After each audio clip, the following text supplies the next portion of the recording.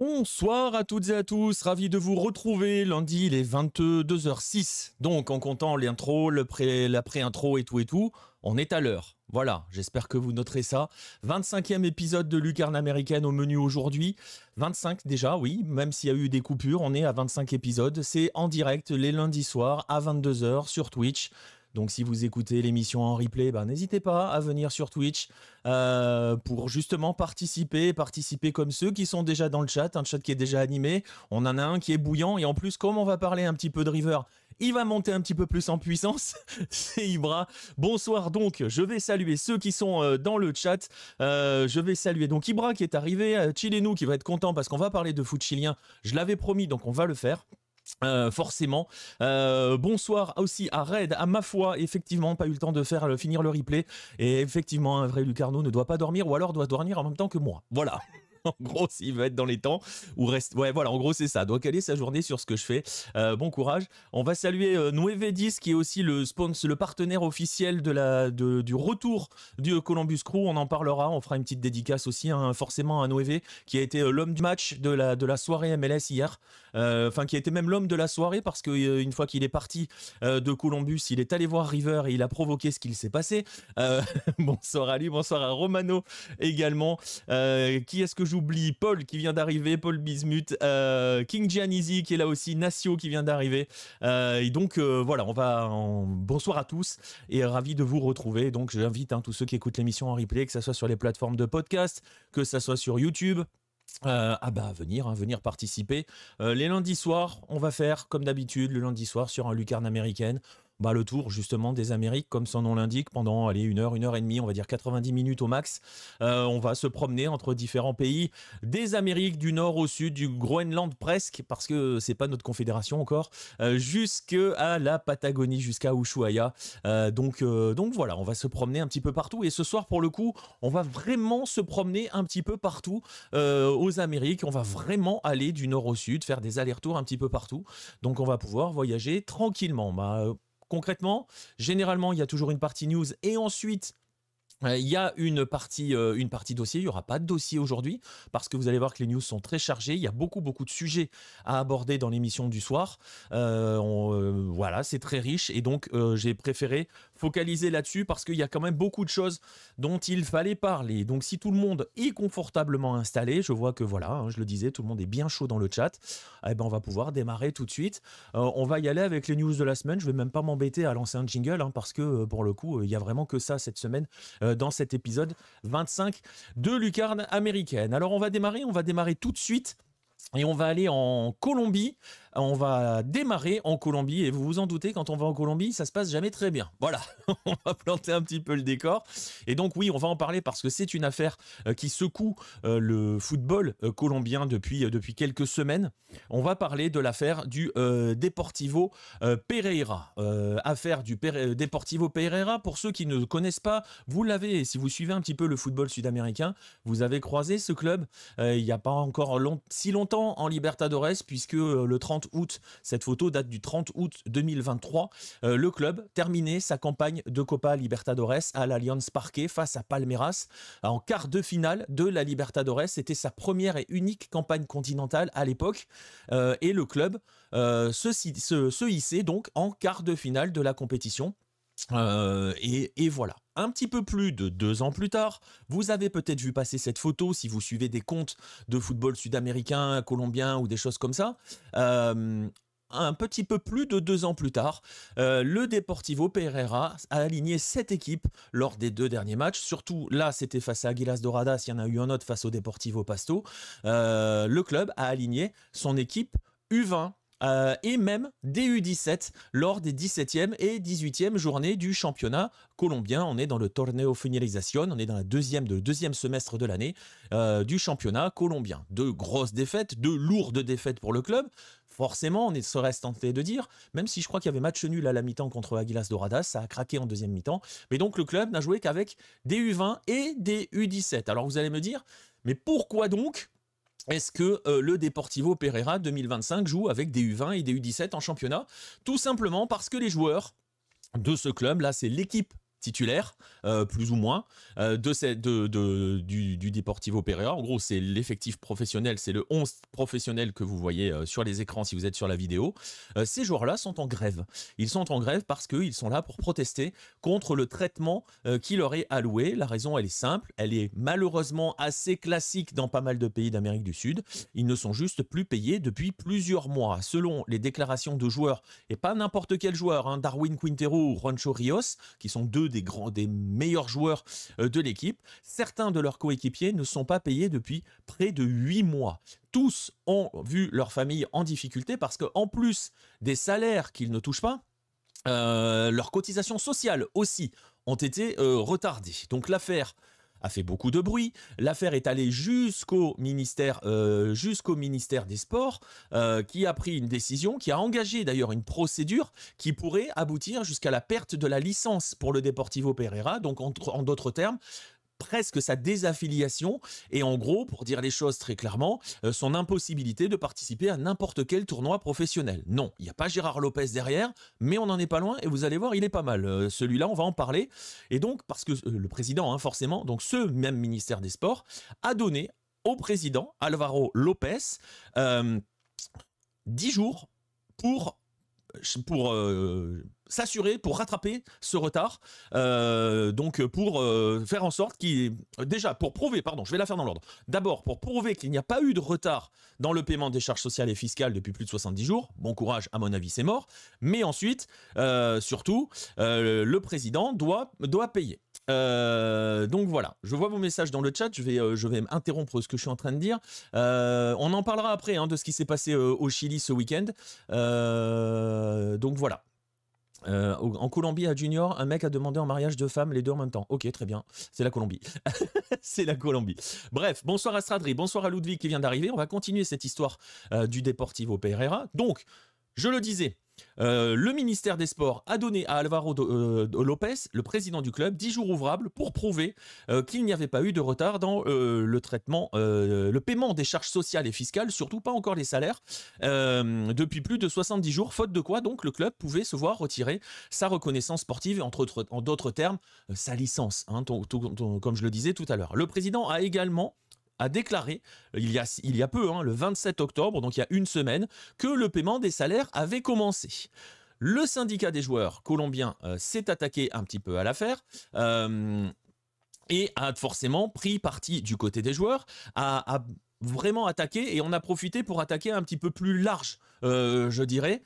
C'est vrai qu'il s'appelle Lopez, bien vu dans le chat.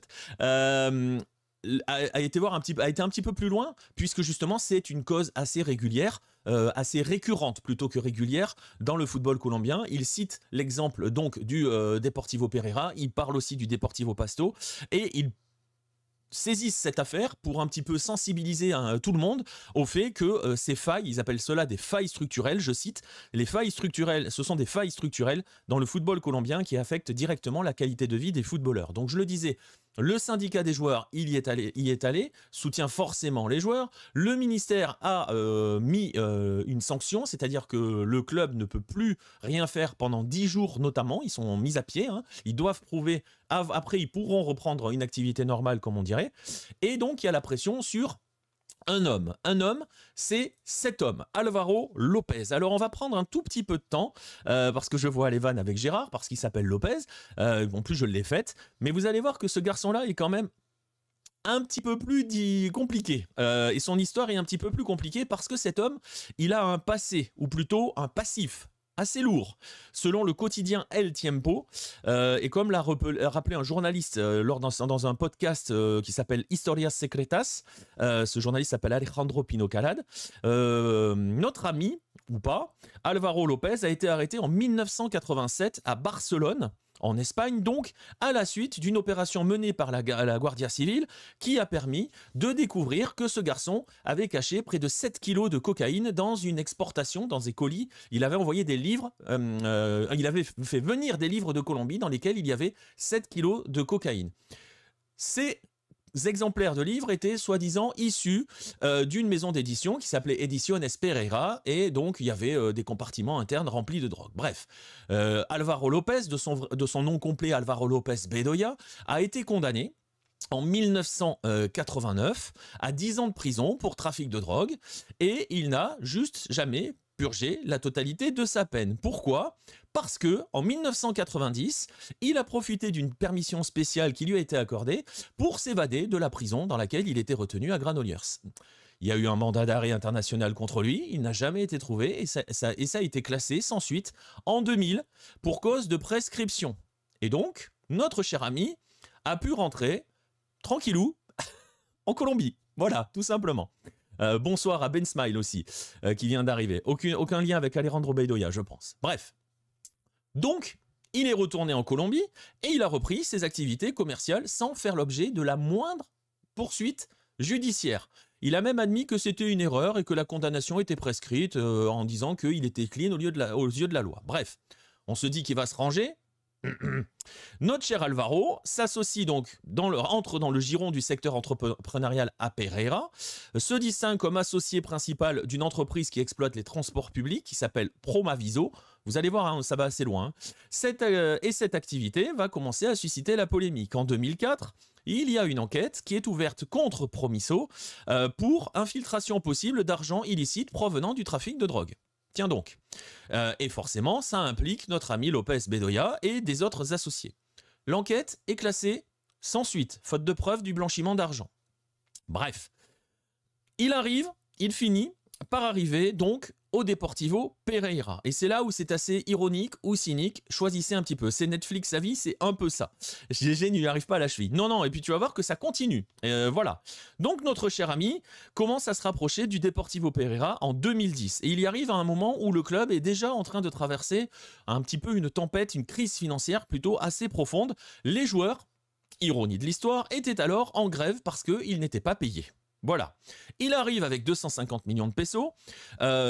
Il peut, grâce à cela, entrer en tant qu'actionnaire minoritaire du club. Il réussit à transformer un petit peu le club, qui a déjà des dettes pourtant, mais il arrive à transformer un petit peu le club de telle sorte à ce que lui et sa famille deviennent actionnaires majoritaires. Et il prend le contrôle du club, mais il n'évite pas la débâcle et le Deportivo Pereira est en faillite en 2012. Ça vous rappelle quelqu'un? Peut-être pas. Et donc, il y a un processus de liquidation qui est démarré en 2020. Il y a une décennie de procédures judiciaires là-dessus. Le club, comme par hasard, est transformé il devient une société anonyme, les fameuses sociétés sportives, les fameuses sociétés anonymes, SAD en Argentine ou au Brésil, au Chili, c'est SADP au Chili, les SAF, SAF au Brésil, on en parle assez fréquemment dans les différents lucarnes américaines. Et donc, le club devient une société anonyme avec l'accord et la collaboration même de la DIMAYOR, la fédération colombienne. En 2022, le club est rendu à Alejandro Lopez Bedoya, son principal créancier. Et la même année, c'est cette fameuse année où le club atteint franchement son apogée footballistique, puisqu'il est champion de Colombie, tout simplement. Et il va donc participer à la Libertadores en 2023, on en a parlé tout à l'heure. Donc voilà pour le contexte global. Et voilà un petit peu, surtout, voilà, tout le décorum qui entoure ce président-là et donc ce club. Et vous le voyez aussi, on en parle assez fréquemment quand on parle de la Colombie. Vous voyez que toutes ces affaires liées au trafic, au narcos, au blanchiment d'argent touchent toujours le football colombien et continuent de plomber ce championnat-là. Alors, où est-ce que l'on en est aujourd'hui dans cette histoire? Parce que c'est assez récent tout cela, la grève elle a 2 semaines, je crois, 2-3 semaines à peu près au moment où je parle. Il y a eu donc 2 journées où ce sont les U20 et les U17, et des mélanges, d'abord des U20, ensuite des mélanges de U20 et de U17 qui ont joué. Il y a donc le ministre du Travail, Antonio Sanguino, qui s'est exprimé à la radio ce lundi, d'ailleurs, ce lundi. Il a officialisé la cessation des activités de l'équipe colombienne en raison du retard dans le paiement des salaires, des primes et des cotisations que le club doit, envers l'État notamment et envers les employés. Et cette suspension est donc préventive. Donc normalement, le club, pour l'instant, ne peut plus avoir la moindre activité. Il ne peut plus y avoir d'entraînement, rien du tout. Il se murmure que ce n'est pas le cas. Voilà. Les supporters du club, eux, pendant ce temps-là, parce que c'est un club très ancré dans son paysage local, et vous allez le voir. Les supporters ont organisé des manifestations vendredi dernier, le 31 octobre, et donc ont manifesté un petit peu partout dans la ville pour enjoindre justement les dirigeants à agir. Parce que notre cher Álvaro López Bedoya, c'est silence radio. Depuis que la grève a démarré, il n'y a plus un son, il n'y a plus rien, il n'a pas de réseau, il n'a plus de 5G. Il y a quand même un petit motif d'espoir pour ce club. On va le mettre comme cela. On va essayer de terminer cette affaire qui est loin d'être bouclée, qui est loin d'avoir trouvé sa conclusion. Malheureusement, enfin heureusement ou malheureusement, il y aurait pu avoir une conclusion. On espère qu'elle sera positive, mais je le disais, il y a un gros ancrage local, il y a une forte pression autour du club. Hello l'espoir, ouais, exactement. Voilà, on va dire qu'il y a un espoir parce qu'il y a une forte mobilisation du secteur économique local. Vendredi dernier, un journaliste, Felipe, qui est proche du club, Felipe Sierra, a annoncé que le club avait versé l'une des 4 quinzaines de salaires dus aux employés et aux joueurs dans le but justement de lever cette mesure prise par le ministère du Travail et aussi, surtout, de pouvoir disputer les 2 prochaines journées de Ligue colombienne, la 19e et la 20e journée. Ils doivent jouer Medellín, par exemple, je crois, lors de la 19e journée. Dans la foulée de cette information, comme quoi une partie des salaires avait été versée auprès des joueurs, il a été révélé que, en fait, ce n'est pas la direction du club qui a procéder au versement des salaires, mais ce sont les sponsors, et à commencer par la compagnie d'électricité de Pereira, qui est l'un des sponsors de l'équipe et qui a donc communiqué en expliquant que justement ils avaient payé une partie des salaires des employés touchés par ces défauts de paiement. Dans le communiqué, elle indique qu'elle avait décidé de soutenir cette compagnie d'électricité, qui est un partenaire du club, a décidé qu'elle allait soutenir le club dans cette situation difficile, et que le paiement en attente servirait à aider à régler une partie des dettes qui pèsent encore sur l'équipe. C'est pas encore réglé, mais dans la foulée de Energia de Pereira, donc cette compagnie d'électricité, on a appris qu'un autre sponsor du club, Aguas y Aguas de Pereira, a confirmé dans une vidéo qu'elle allait verser directement aux joueurs le solde du sponsoring qu'elle devait au club.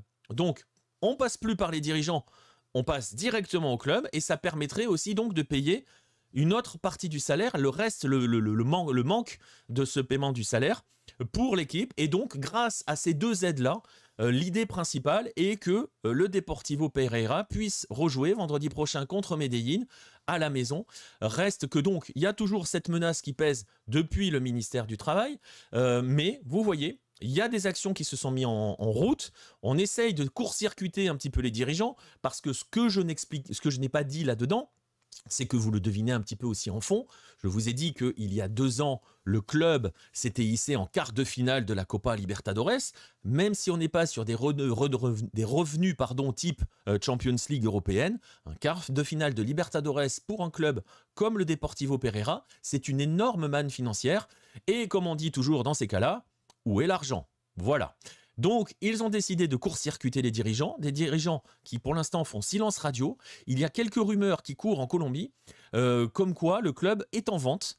On l'a su par un streamer, un YouTuber. Je ne sais pas s'il est sur Twitch ou sur YouTube, en tout cas un influenceur, on va dire, parce que le club aurait été proposé d'abord à un chanteur local qui s'appelle Blest, puis ensuite à un influenceur, donc Luis Fernando Villa, plus connu sous le nom de West Cole. Alors ceux qui connaissent un petit peu le paysage de l'influence colombienne connaissent peut-être. Et lui a expliqué qu'on lui avait proposé de prendre des actions du club et en gros de racheter plus ou moins le club. Bref, est-ce que cela signifie que Álvaro López Bedoya va s'éloigner du club?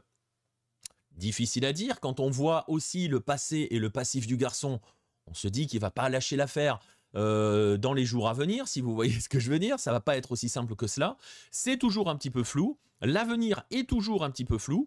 On va suivre forcément l'affaire. On est en plein dedans pour le coup. Mais voilà. Et vous comprenez aussi parce que c'est aussi ce genre d'affaires qui sont importantes. Alors on en parle comme cela, on pourrait se dire, voilà, j'ai dit tout à l'heure on pourrait se dire que c'est des cas isolés. Je disais tout à l'heure que l'influence des narcos sur le football colombien, c'est pas la première fois qu'on en parle dans l'émission. Alors je ne reviens pas sur l'historique, hein, sur l'histoire des années 70-80, sur les cartels qui dirigent différents clubs. On n'est pas forcément encore là, mais vous voyez que cette influence est toujours là. Le football utilisé comme moyen de blanchir de l'argent est toujours là. Et les conséquences, c'est aussi cela. C'est-à-dire que si les clubs colombiens ont du mal à exister sur le continent, pendant qu'il y a un championnat qui écrase tout le monde par sa puissance financière, ces comportements-là appauvrissent les clubs les uns après les autres. On parle d'un club qui est champion de Colombie en 2022, qui est en Libertadores en 2023 et qui est aujourd'hui au bord de la disparition parce que le club sert pour blanchir de l'argent et les salaires ne sont pas payés. On ne sait pas où passe l'argent du club concrètement. Et vous voyez aussi ce contexte-là. Et ça me permet aussi de rappeler régulièrement pourquoi il est totalement idiot d'essayer de trouver des référentiels européens pour dire « Ah, mais c'est quel type de niveau? Ça correspond à quel niveau ?» On ne peut pas comparer. Je ne sais pas, imaginez un instant que les joueurs du PSG ne soient pas payés et que l'argent serve uniquement à blanchir, que le PSG ne soit juste qu'une entreprise de blanchiment d'argent. Donc voilà, c'est une folie cette histoire, une parmi d'autres en Colombie. Il n'y a pas de DNCG Maastricht en Colombie. Il y a très peu de DNCG comme on les connaît chez nous, déjà en Europe, il n'y en a pas des masses. Et dans le monde, dans le reste du monde, voilà, tu vois ce que je veux dire. Donc voilà, ça fait toujours partie de ces problèmes qui viennent plomber le football colombien. Donc voilà, c'est pas déjà le cas pour le PSG. On n'est pas ça quand même, Red. C'est pas en France qu'on verrait ça. Non, ça c'est clair. Donc ils ont payé les salaires. Oui, ils ont payé une partie des. Enfin voilà, les sponsors en fait ont annoncé qu'ils allaient payer les salaires. Donc normalement. L'espoir du paiement des salaires par les sponsors, directement par les sponsors, c'est que la mesure prise par le ministère du Travail soit levée et que concrètement le club puisse déjà revenir aux entraînements parce que là, pour l'instant il est censé ne rien pouvoir faire. Et donc l'idée c'est que le club puisse se remettre en marche en fait, tout simplement, parce que le Deportivo Pereira est à l'arrêt depuis maintenant 15 jours, 3 semaines. Voilà. S'il y avait une DNCG, elle serait dirigée par les USA, je sais pas, mais on pourrait aussi imaginer des organes indépendants en Colombie. Je crois que j'ai prononcé un oxymore avec organes indépendants. Mais bon, bref, c'est aussi cela, les contextes locaux, et c'est aussi cela. Et là, pour le coup, c'est pas qu'une histoire de football, machin, c'est aussi qu'il y a des contextes, je sais pas si je dois dire politico-économiques, mais un peu quand même, qui font que ces footballs-là peuvent pas non plus être hyper attractifs pour les meilleurs joueurs. Et ça explique aussi pourquoi les meilleurs joueurs s'en vont. Je ne l'ai pas expliqué, je ne l'ai pas dit, mais par exemple, je parlais des U20 et des U17 qui ont joué les 2 matchs du Deportivo Pereira. Il y a un des jeunes qui a brillé pendant ce match-là qui s'est barré. Du club, il a joué 2 matchs, il n'a même pas été payé, même pas été défrayé, donc il s'est barré. Voilà, il est déjà parti au club. Donc voilà tout ce que ça induit derrière ce genre de comportement, c'est-à-dire que l'équipe professionnelle est en train de se casser la figure, mais toute la pyramide de ce club-là est aussi en train de se casser la figure. C'est terrible pour les salariés du club car les sponsors ne donnent rien pour eux. Si je crois que je pense qu'ils sont inclus dans le côté salaire parce que pour te répondre, Nacio. Le ministère du Travail ne s'intéresse pas qu'aux joueurs, hein. Il s'intéresse à l'ensemble des salaires dus dans le club. Donc, voilà. C'est une manne pour tout le monde. Je pense que c'est pour tout le monde. Voilà, j'ose espérer que c'est pour tout le monde. Mais le ministère du Travail ne va pas dire « Ah ben c'est bon, vous avez payé les joueurs, vous pouvez y aller, les salariés, on s'en fout. Hein. » Attention, là on parle du ministère du Travail, pas du ministère des Sports. Hein. Et ni de la Dimayor, qui est d'ailleurs assez discrète quand même dans l'histoire. Mais bon, bref, on va suivre l'histoire. Justement, on espère qu'il y aura un dénouement un petit peu plus heureux. On espère aussi que ces types de personnages vont s'éloigner du football colombien. On n'y croit pas une seconde, hein, parce qu'on sait que ça fonctionne comme ça. Et donc voilà. On était en Colombie, on va aller juste au sud. À la frontière du sud, on va aller en Équateur et on va aller en Équateur aussi pour des choses un petit peu sombres aussi. Pierre est dans le coup, aucune idée. Red. On va aller en Équateur, donc pour des choses qui sont pas beaucoup plus funky, mais on n'est pas à ce niveau-là encore non plus. Parce que je parlais de comportement, d'utilisation du football qui permet de blanchir de l'argent, qui plombe la compétitivité concrètement du championnat et la compétitivité des clubs. On va parler de compétitivité et on va continuer donc dans cet esprit, puisqu'on parle souvent de l'impact absolument nocif de tout ce qui est paris sportif dans le monde du football, en particulier dans des territoires comme l'Amérique du Sud. Il n'y a pas que l'Amérique du Sud, mais dans lucarne américaine, c'est notre focus.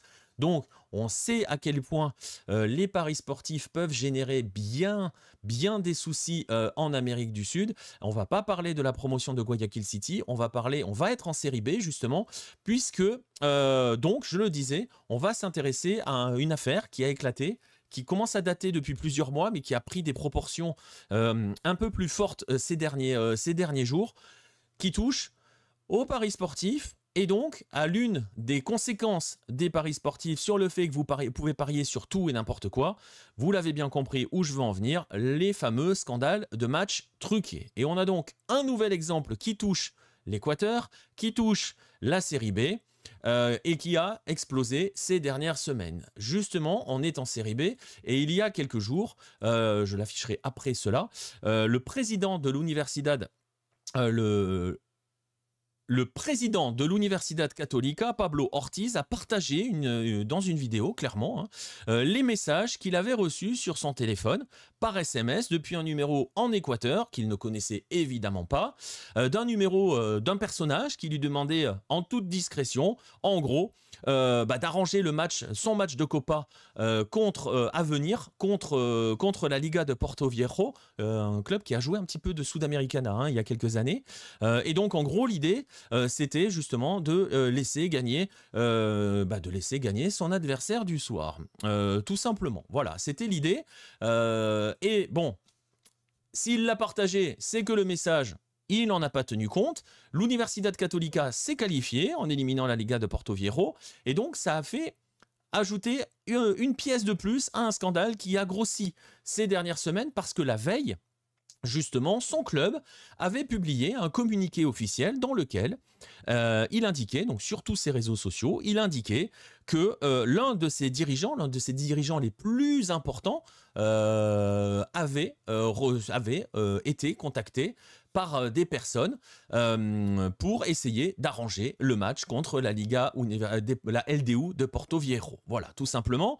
Ils avaient expliqué que forcément, ils avaient refusé la chose, et vous le voyez, puisque derrière, Pablo Ortiz a carrément lu les messages devant la télévision pour voir le type de choses qu'on leur proposait quand on joue en série B, et le club annonce avoir porté plainte. Et cela est donc, je le disais, entré dans un contexte un petit peu plus général. Quelques jours auparavant, il y a eu un rapport qui a été publié par la Direction de l'intégrité et de la lutte contre le piratage de la Liga Pro, qui donc a une structure indépendante qui lutte contre tout cela, qui essaye de surveiller tout cela, et qui avait révélé qu'il y avait une organisation qui s'était mise en place, une sorte de structure de manipulation des matchs, et qui touche essentiellement des équipes de série B. La série B, c'est la deuxième division équatorienne. Le rapport qui avait été publié identifiait alors 4 clubs de cette série B qui seraient et qui ont été impliqués dans des matchs présentant, et c'est important ce que je vais dire derrière,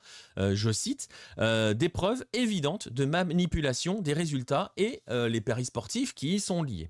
Ils expliquent que la somme de ces éléments oblige à déclencher une alerte structurelle, non seulement sur ces matchs spécifiques, mais aussi sur le comportement institutionnel des clubs impliqués et leur capacité ou leur manque de volonté à prévenir, détecter et signaler ce type d'événement.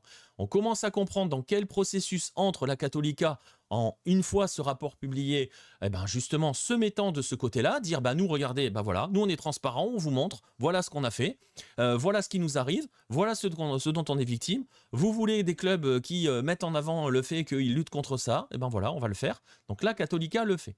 Et c'est intéressant parce que ce rapport donc dont je viens de citer un petit passage, se base notamment sur 5 matchs de série B. En fait, ils se sont utilisés sur des analyses qui sont menées par Stats Perform, qui sont donc totalement indépendants de l'Équateur, pour le coup.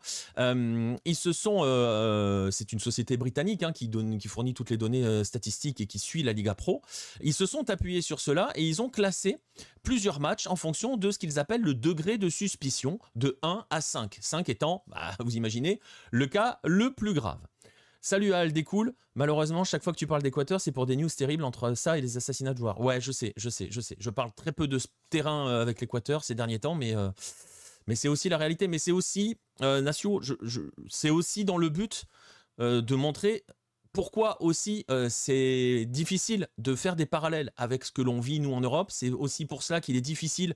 Et quand je passe mon temps à dire arrêtez de comparer, vous n'avez pas les contextes locaux, vous n'avez pas. Il y a des contextes géographiques, il y a des contextes économiques, et il y a aussi ces contextes-là qui font que ça plombe un petit peu tout et que c'est extrêmement compliqué d'évoluer dans ces niveaux-là. On a publié un article sur l'Argentine, on parlera d'Argentine tout à l'heure.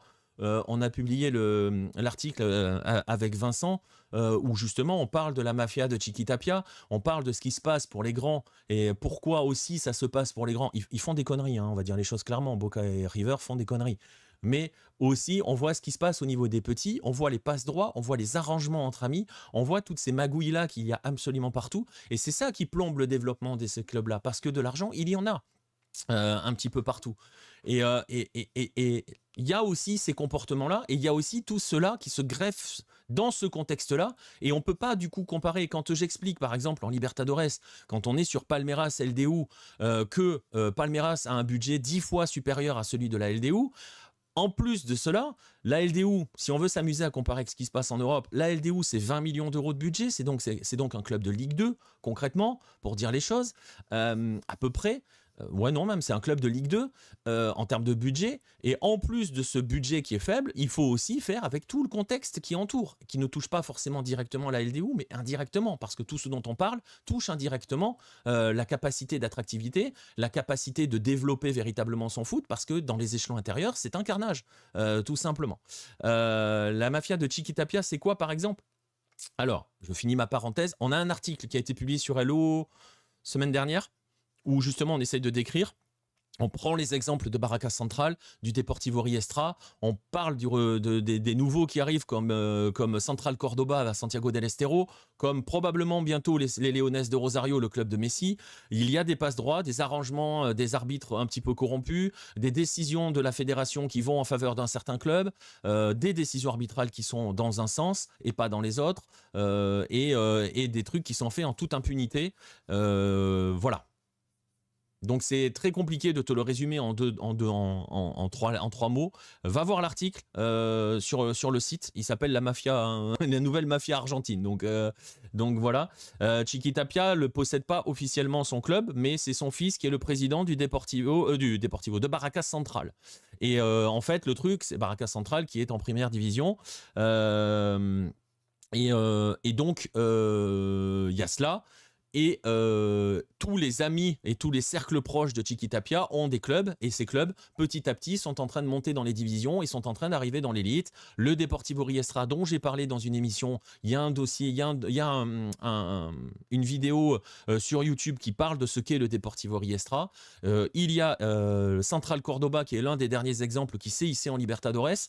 Le stade, la fameuse histoire du stade de Ciudad de Madre de Ciudad, pardon, c'est dans l'autre sens, à Santiago del Estero, dans un endroit extrêmement touché par la pauvreté sociale. Ils ont mis un stade de fous furieux. Le Deportivo Madryn, qui est un club de deuxième des échelles inférieures, qui se retrouve avec une inspection de la CONMEBOL pour pouvoir éventuellement organiser des compétitions internationales.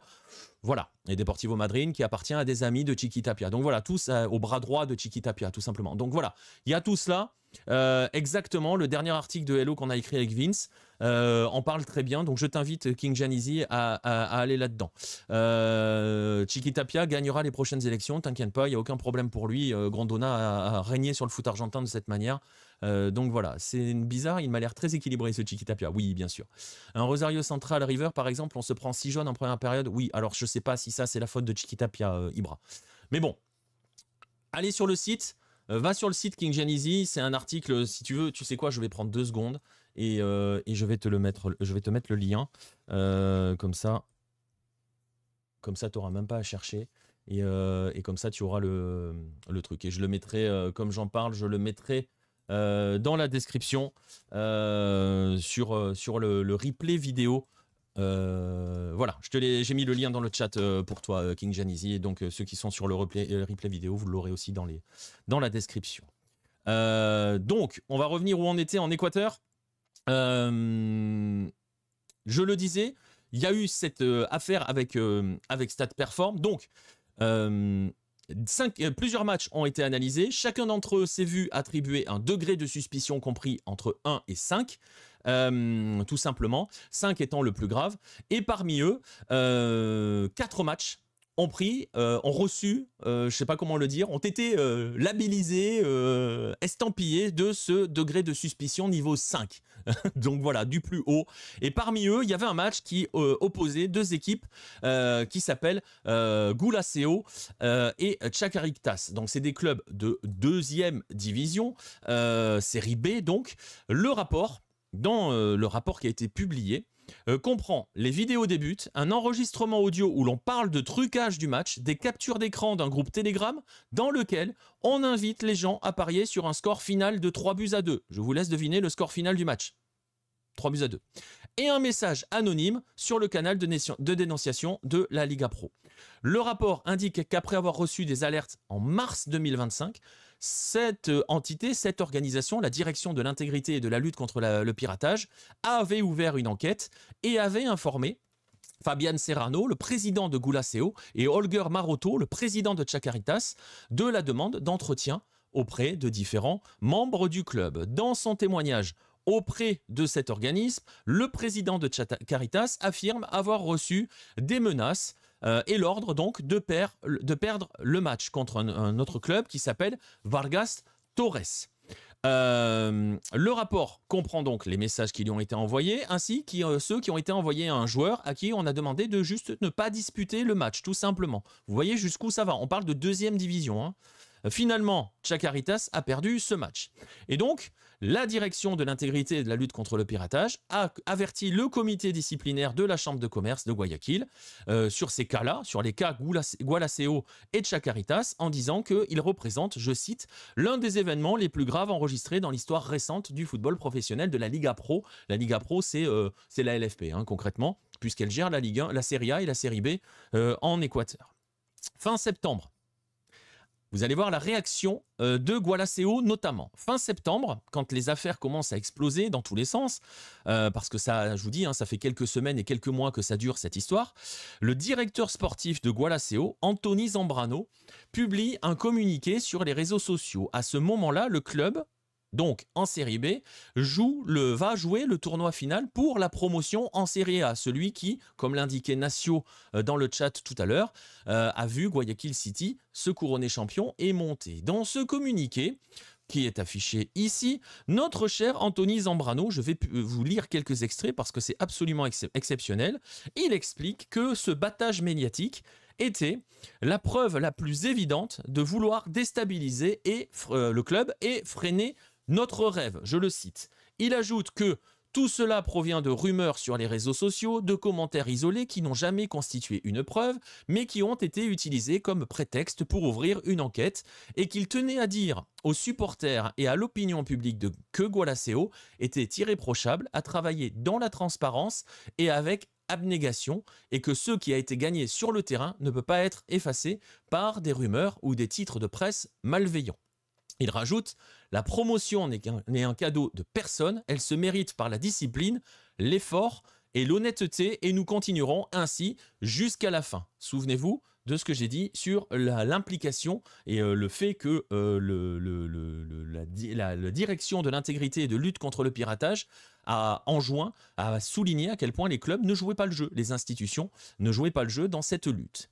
Ce qui est amusant, c'est que le 23 octobre dernier, le comité disciplinaire de la Liga Pro, qui avait été saisi donc par la direction la DIA, pour dire les choses en plus courte, la direction de l'intégrité et de lutte contre le piratage, la DIA en Équateur, le comité disciplinaire a quand même prononcé des sanctions parce que la Liga Pro s'attaque à ce fléau que sont les matchs arrangés dans sa série B, et elle annonce dans un communiqué que 4 clubs de série B, sans les nommer, vont se voir, comment dirais-je, vont se voir sanctionnés. Alors, je le disais, ils ne sont pas nommés, mais on sait que l'enquête de la DIA a touché Gualaceo, Chacarritas. Je l'ai nommé aussi Vargas Torres il y a quelques instants. Et il y a un autre club qui s'appelle 22 de Julio qui était aussi impliqué, qui était présent dans le rapport publié par la DIA. Et donc, il va y avoir des sanctions contre les clubs et il va y avoir des sanctions aussi contre 20 joueurs. Alors, je vais dans le détail. Je vois le message de Nacio. Il y a le résumé de Gualaceo Chacarritas sur YouTube et les buts sont suspects, notamment le dernier de Gualaceo. Exactement, exactement, Nacio. Je vous invite à aller voir le résumé. Je ne l'ai pas mis. J'aurais probablement pu, parce que je pense qu'on n'aurait pas été strike. J'aurais pu mettre les buts, mais on aurait pu... Enfin, c'était pas très podcast friendly. Ouais. Donc voilà. Donc voilà. StatsPerform est trempé dans une histoire où c'est eux qui ont rapporté la suspicion. Ils ont utilisé les données de StatsPerform pour justement mesurer que c'était pas, il y avait des choses pas honnêtes, il y avait des choses pas claires qui se passaient sur le terrain. StatsPerform n'est pas trempé là-dessus, Filius. Aucun risque là-dessus. Corruption, label rouge, ouais, c'est un peu ça. Donc voilà. Donc il y a des sanctions qui vont être menées et donc la Liga Pro annonce que donc contre 4 clubs et contre 20 joueurs. Le communiqué de la Liga Pro ne mentionne pas les raisons de ces sanctions, même si on sait qu'elles sont liées au rapport de la DIA, ne mentionne pas les clubs, même si, je l'ai dit, on imagine que c'est les 4 clubs qui sont dans le rapport de la DIA, et que donc les sanctions sont pour les clubs entre 6 et 12 points de pénalité et une amende de 1 million de dollars américains, d'US dollars, pas de pesos, de dollars américains. C'est énorme à l'échelle de l'Équateur et encore plus pour des clubs de série B. Il précise que les points de sanction sont à partir de maintenant, c'est-à-dire qu'ils prennent les points en moins, mais que ça ne touche pas les points qu'ils ont gagnés avant. Vous voyez ce que je veux dire? S'ils sont impliqués dans des trucages qui leur ont favorisé, c'est pas grave. Bref, c'est quand même un départ, mais surtout les 20 joueurs qui sont impliqués dans cette affaire, qui ont donc été menés là-dessus, prennent 2 ans de suspension de toute activité liée au football. Voilà, on est, comme tu le dis, King Giannissi, dans ce poison que sont les paris sportifs, avec les conséquences qu'ils ont. On parle de conséquences sur le terrain, hein. On ne parle pas de conséquences sur les gens qui tombent dans les paris sportifs en termes d'addiction et de choses comme ça. On parle de conséquences footballistique, de voir ce que cela donne, comment cela peut fausser la donne, fausser des championnats, fausser le tout. C'est joyeux l'âme sud parce qu'on est sur l'âme sud et parce que c'est touché, mais il y a des cas de paris sportifs et de matchs arrangés dans la zone asiatique, on en a déjà parlé. Il y a eu l'affaire qui a touché la Corée du Sud en 2010-2011 avec une quarantaine de personnes impliquées, avec un joueur qui s'est suicidé. Ça a été très très loin. On va pas se mentir, hein. Pourquoi ça fonctionne ces choses-là? Ben, tout simplement parce que les contextes économiques, j'en reviens toujours à cela, font que un joueur, une société de paris sportifs, qu'un réseau de trucage de paris sportifs va contacter, va toucher par ce réseau-là beaucoup plus que plusieurs mois de salaire, tout simplement. Donc voilà, on en est là sur ces divisions-là. Donc pensez-y aussi quand vous vous amusez à parier sur des championnats de série B, de série inférieure, dans certains pays du monde, vous êtes en train de contribuer, vous n'êtes pas complice, mais vous voyez ce que je veux dire, vous contribuez aussi à nourrir ce système. Et je n'ai pas parlé, ce dont j'ai déjà beaucoup parlé dans diverses émissions, du fait que certains sites de paris sportifs sont juste des relais de blanchiment d'argent. Là, on ne parle pas des sites de paris sportifs établis, connus, comme on a chez nous par exemple, mais en Amérique du Sud, il y a des tonnes de sites de paris sportifs avec des... comment dirais-je, avec une organisation un petit peu obscure derrière, avec un nuage d'ombre autour de comment ça fonctionne. Donc voilà, c'est l'un des autres problèmes qui touche nos championnats. En tout cas, ce qui est bien, c'est que la Ligue professionnelle équatorienne a saisi véritablement je parlais de serpent de mer, ils essayent d'attraper le serpent. On va voir s'ils parviennent à remporter le duel. Mais voilà, c'est un vrai combat. Ne pariez pas, c'est mieux les gars. Je pense que c'est le meilleur conseil qu'on peut donner. Voilà, exactement, 100% d'accord avec Ibra. Il y a des soupçons, même en Coupe du Monde, notamment le Brésil-Ghana de 2006, il me semble. En fait, tu pourras avoir des soupçons à tous les niveaux, en fait. Il suffit qu'un joueur puisse, même un international sur un match de Coupe du Monde, on va prendre un exemple tout bête. On va pas dire que ça va arriver, hein. Je vais même pas citer de pays. On sait très bien qu'à la prochaine Coupe du Monde en 2026, il va y avoir des pays avec des joueurs dans les effectifs qui jouent dans des petits clubs ou qui jouent au pays et qui jouent donc avec des petits salaires, des très petits salaires. Ben, très honnêtement, ça va vous paraître débile, mais quand un mec arrive et propose parfois 10 000 ou 20 000 euros à un joueur pour truquer un match, 20 000 euros, ça peut être 10 mois de salaire pour le joueur, voire un an. C'est énorme. Et donc voilà, et donc tu peux tout à fait imaginer que dans un match de Coupe du Monde où les enjeux sont bien plus grands, où aussi il y a beaucoup plus de paris qui sont faits et donc beaucoup plus d'argent à se faire et beaucoup plus de gens à arroser, et donc tu peux, en arrangeant des matchs, tu vas pouvoir cibler ces petites nations-là ou ces joueurs qui jouent dans des petits clubs, entre guillemets, dans des clubs qui permettent pas d'avoir des salaires de fous furieux, et effectivement tu peux arriver à des choses de ce genre-là. Donc c'est un petit peu... c'est un petit peu le risque, c'est un petit peu le danger, et c'est aussi cela qu'il faut prendre en compte dans tous les contextes dont on parle. Attention à tout ce que vous faites. Ça ne veut pas dire que tout ce qu'on regarde ailleurs est truqué ou machin, c'est pas le cas, c'est pas vrai. Mais voilà, il faut garder tout cela en sable. Pour prouver ça, c'est chaud. Déjà, ils n'ont pas pu prouver la triche au Paris pour la finale de LDC entre Liverpool et l'AC Milan. Je sais pas. Alors là, mon gars, tu la sors d'où celle-là, Red? Le quoi? Le 3-3? Ok. Première fois que j'entends cette histoire. Faut faire le problème, c'est qu'en fait, derrière, il faut faire attention aussi aux théories du complot. Hein. Tu vois ce que je veux dire? Ça nourrit tous les... Hein, ça nourrit absolument toutes les théories du complot. Hein. C'est-à-dire que, voilà. Le fait est que ça existe, malheureusement. Là, on a des preuves. Là, on a des matchs. On a des joueurs qui sont sanctionnés. Ils prennent 2 ans. C'est pas beaucoup. C'est vrai. Il y a des pays où ils ont pris plus. Il y a des pays où ils ont pris 10 ans. Il y a des pays où ils ont pris 4 ans, 5 ans. C'est pareil. Il n'y a pas de peine... Il n'y a pas de peine homogène dans cette histoire-là. Donc voilà. Bref, on va pas non plus entrer dans la théorie du complot de tous les matchs sont truqués parce que tout, voilà. Non, on n'est pas là-dessus. Là, on a des choses avec des preuves. On a l'un des cancers que sont les paris sportifs en Amérique du Sud notamment. Et je sais que dans cette émission, là pour le coup, ça parle pas de football, mais c'est important d'en parler. C'est obligé même d'en parler parce que ça vient nous plomber, ça vient plomber ce que l'on regarde, pas forcément dans les plus hauts niveaux, hein, parce que voilà, mais dans les niveaux inférieurs, ça fracasse un petit peu tout, et ça fausse pas le championnat de première division, pour dire les choses très clairement, même quand il y a des cas, hein, il y a des championnats de première division, il y a des cas, en Bolivie, il y a eu des cas, donc voilà, Nacio dit dans le chat, j'ai parlé de la Bolivie, ça arrive un petit peu partout, on va pas dire que ça fausse des championnats, tous les championnats ou tous les résultats, machin. Ça fausse quelques résultats, ça c'est sûr. Mais ça freine le développement. C'est-à-dire qu'à un moment, tu comprends qu'à l'échelle locale, c'est compliqué de développer des divisions inférieures qui sont complètement gangrénées par la violence, par la corruption, par les malversations. Donc voilà. Donc tout ça pour dire que, comme le dit Mastri et comme on l'a dit tout à l'heure, c'est une vraie gangrène, les paris sportifs. C'est un équilibre difficile. Hein. On ne peut pas non plus passer notre vie à dire que tous les paris sportifs sont mauvais, parce que tu vois, d'un autre côté, parce que c'est aussi cela, et c'est quelque chose que je dis assez régulièrement, tu vois, Mastri, que ça soit les clubs ou que ça soit les gens qui travaillent dans le football, les seuls qui te payent, c'est les paris sportifs. Personne d'autre ne finance, ne sponsorise, derrière.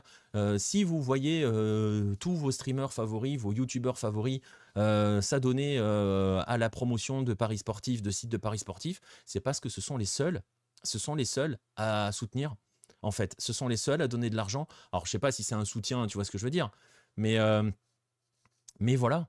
C'est comme ça. Plus le niveau est bas, plus c'est facile de corrompre avec un petit salaire. C'est exactement ça, Sora Armega. C'est ce que je disais hein, tout à l'heure. Et c'est pour ça que là, on parle de série B équatorienne, donc de 2e division équatorienne.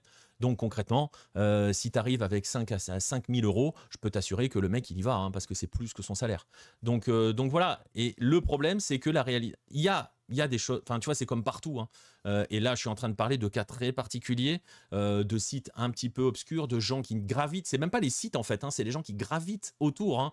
Là, on parle même pas de sites de paris sportifs qui poussent à la corruption. C'est des gens qui se servent de cela pour se faire de la thune. Hein. Donc voilà. Et en Amérique du Sud, ajouté à toutes ces organisations qui viennent truquer les matchs, en profitant des cotes sur les paris sportifs, en profitant de cela, vous avez en plus à tout cela, comment dirais-je, vous avez donc en plus ces sites obscurs qu'on n'a pas heureusement en France parce qu'on a l'Argel. Donc voilà. On m'a proposé de faire de la pub pour un site, j'ai refusé. Oui, bah après ça dépend ce qu'on te propose. Voilà, c'est comme le reste. Tout se résume au fait qu'il n'y a pas de modèle économique. C'est exactement ça, Aldécool. Tu as 100% raison. Que ça soit les clubs de foot, que ça soit les gens qui parlent de foot, comme nous, les journalistes, les médias, les streamers, les youtubeurs, notre seul modèle économique, c'est le mécénat. Ou alors on est riche. Ou le loto, si on a gagné au loto. Mais si je dis jouez pas au paris sportif, jouez pas au loto non plus. Il y a l'équipe de Juniors d'Independiente del Valle en D2 aussi. Exactement. Exactement. Bref. Voilà pour cette histoire. Voilà où on en est donc dans cette histoire équatorienne. Voilà, la guerre est ouverte entre la Liga Pro et les matchs truqués et les nocifs qui gravitent autour pour se faire du blé en profitant des paris sportifs. J'ai rarement vu des pubs aussi agressives que celles des paris sportifs parce qu'elles ciblent des gens en particulier. Donc voilà. Mais après, c'est pareil, attention, hein, me faites pas dire ce que je ne dis pas. Hein. Je suis pas en train de dire que les sites de paris sportifs dont vous voyez la pub partout truquent les matchs en Amérique du Sud. Hein. Qu'on s'entende bien. C'est pas le cas. Hein. C'est pas ce qui se passe. Ce qui se passe, c'est qu'il y a des gens qui, via les paris sportifs, truquent des matchs. Donc voilà. Mais c'est pas les sites qui sont impliqués là-dedans. Et je suis pas en train de vous dire que les sites de paris sportifs que vous avez en France, parce que pour le coup, il y a un organisme qui contrôle tout, qui s'appelle l'Argel. Les sites de paris sportifs qui en France sont clean. Enfin, j'espère, normalement, puisqu'ils sont contrôlés. Il y a un site. Par contre, en Amérique du Sud, il y a des trucs un peu chelous. On en a beaucoup parlé pour le Brésil. Voilà. Par contre, ils ruinent des gens et des familles. Ça, c'est un fait. Voilà. Donc c'est pour ça, si vous pouvez éviter de tomber dedans, ne tombez pas dedans. Et c'est pour ça aussi, tu vois, Ibra, par rapport au côté les jeux d'argent, c'est non. Oui, j'entends l'argument. J'entends l'argument, mais je te dis, là je te parle en tant que patron de Hello. Si j'ai un site de paris sportif qui vient me proposer de l'argent, je fais quoi? Je dis non. Je vais te prendre un exemple tout con. Hein. J'ai un doc à financer, je fais comment? Je compte sur 3 subs sur Twitch. Je fais comment? J'ai pas le choix. Et n'importe quel média n'a pas le choix. On vit tous du mécénat en fait. Fou l'oral en tant que patron de Hello. Mais non, mais voilà, tu vois, le problème c'est ça. Et la seule condition que je fixe, tu vois, parce qu'on a déjà eu il y a quelques années un contrat avec un site de paris sportif. En fait, la seule chose qu'on mettait, c'était un lien vers leur truc dans des articles où on disait, bah tiens, voilà les matchs les matchs sur lesquels on miserait. Tiens, voilà ce qu'on voudrait. La seule chose que je ne veux pas, c'est de l'affiliation, c'est-à-dire prendre un pourcentage si vous vous inscrivez dessus. C'était le truc qu'on avait dit, et il n'y avait pas d'affiliation. Et eux, ils avaient payé, et concrètement, ça a donné quoi? Ça a donné la traduction des 11 Caminos de Bielsa. Voilà, on a acheté les droits grâce à ça. Et voilà, parce que sinon, c'est un projet qu'on avait avec Nico Fort depuis 2015, pour dire les choses très clairement. Le livre est sorti en 2021, je crois, puisque le premier, c'était... ouais, ça doit être 2021 qu'il a dû sortir. Et très franchement, sans ça, on le fait pas, on fait jamais. Voilà. Donc voilà, c'est le problème. Hein. Le problème, c'est que, comme le dit Aldécool, il n'y a absolument aucun modèle économique dans le football. Voilà. À part le mécénat. Donc si vous me trouvez un mécène, voilà. Bon, après, on est peinard. Hein. On est contacté par aucun site de paris sportif. Voilà. Au moins, comme ça, on est tranquille. Ça fait 5 ans, ça fait depuis 17 ans, jamais. Enfin, une fois, donc, parce qu'on avait une agence de com qui s'occupait de nous, qui ne s'occupe plus de nous d'ailleurs, mais qui s'est occupée de nous 1 an, juste le temps de ce truc-là, et terminé. Donc voilà, donc on est peinard là-dessus, je peux être assez libre là-dessus. Donc voilà, bref. Je parlais de guerre. Attends, est-ce qu'il y a autant de violence et de corruption dans le foot sud-américain que quand le foot n'était pas vu comme un ticket de loto pour sa vie? Il y en a toujours eu à l'écoule. Le foot qui sert de blanchiment, qui sert de... Je parlais des narcos en Colombie, les années 70-80, c'est pour blanchir le fric. La corruption, elle a toujours existé. Malheureusement, hein, en Amérique du Sud, les Libertadores des années 70... Donc, tu vois ce que je veux dire? Independiente dans les années 70 avec Grondona qui navigue en sous-marin. Voilà, quoi. Non, il y a toujours eu. Donc voilà, le fait que, même à l'époque où le football, c'était pas ton billet de loto, et il faut pas se mentir, hein, dans bien des pays, les footballeurs professionnels, là tu vois par exemple on parlait de série B équatorienne, un joueur qui joue en série B équatorienne, il n'a pas gagné au loto hein, quand il est pro en série B. Hein. Donc il est bien, enfin il est mieux que les autres, il est mieux que... mais il fait pas vivre la famille. Hein. Tu vois ce que je veux dire? Donc voilà. Ceux qui ont gratté leur ticket de loto, c'est ceux qui jouent dans les plus gros clubs, mais qui partent à l'étranger souvent. Mais c'est aussi pour cela que les joueurs partent souvent à l'étranger, pour fuir aussi ces saloperies-là. Mais bon. Quelles sont les autres sources de revenus de Hello? Alors, tu veux connaître les sources de revenus de Hello, Sorar Mega? Alors, il n'y en a pas. Il n'y a aucun revenu à Hello. Voilà. Il n'y en a pas. On n'a absolument aucune source de revenus. TikTok 0 €. YouTube on peut pas monétiser parce que bon déjà je pense que ça ferait pas grand chose. Mais en gros pas de pub, il n'y a pas de pub sur le site, il n'y en a jamais eu, il n'y en aura jamais. Et puis de toute façon le modèle de la publicité sur les sites internet ça rapporte plus rien. Donc le modèle économique, comme je le dis en rigolant parfois, le modèle économique de Lucarne Opposé c'est mon compte en banque. Voilà. Donc il n'y a pas d'entrée d'argent à Hello. Il y a de l'entrée d'argent un petit peu avec les livres. On avait fait une petite cagnotte qui s'était faite avec les magazines. On a fait les magazines de 2020 à 2022. Donc on a fait 21 magazines. Je vais en faire un peu de pub tout à l'heure pour plein de trucs. Donc où ça avait permis de gagner un peu d'argent, mais pas de fou, hein, on va pas se mentir. Voilà, il y a une petite cagnotte qui permet d'acheter du matériel de temps en temps, genre le micro dans lequel je parle a été acheté là-dessus parce que d'un côté il y a une table, vous la voyez pas, mais il y a une table de mixage qui a été achetée comme ça. Il y a eu un appareil photo qui avait été acheté il y a quelques années parce que la table de mixage c'était pour les podcasts à l'époque où Simon s'en occupait.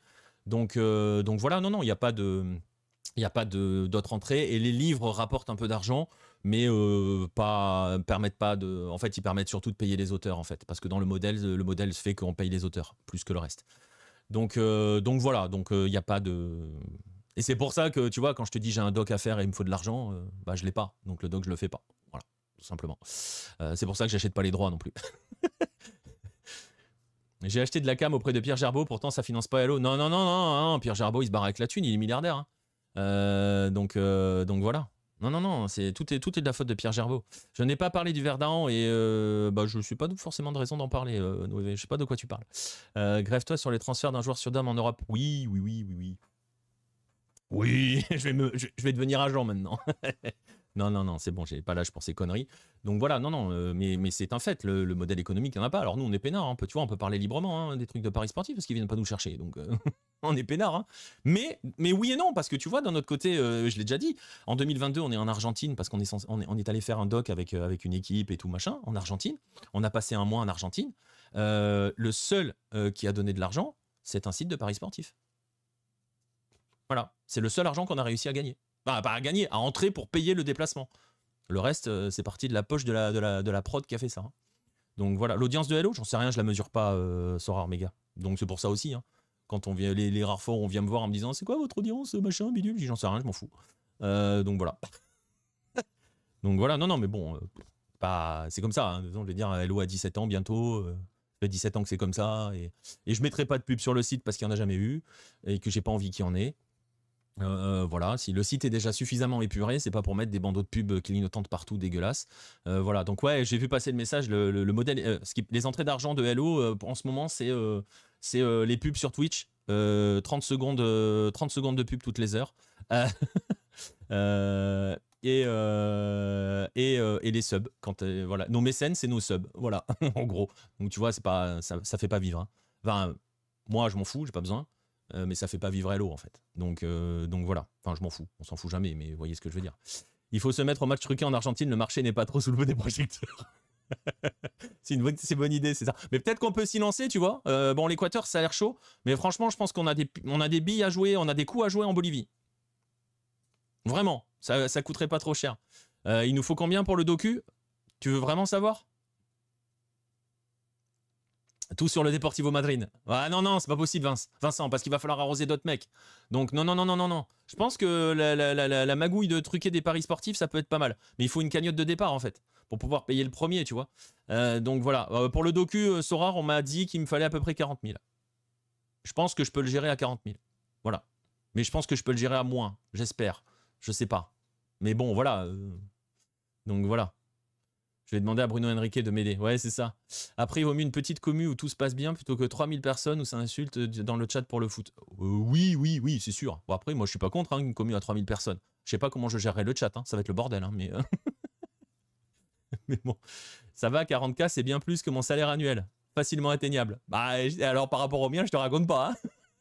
Parce que, oublie pas qu'à côté, je suis pigiste. Donc, voilà. Bon... Bref, on va pas se plaindre, on n'est pas là pour ça non plus, c'est pas l'idée. Je disais, donc, on parlait de guerre.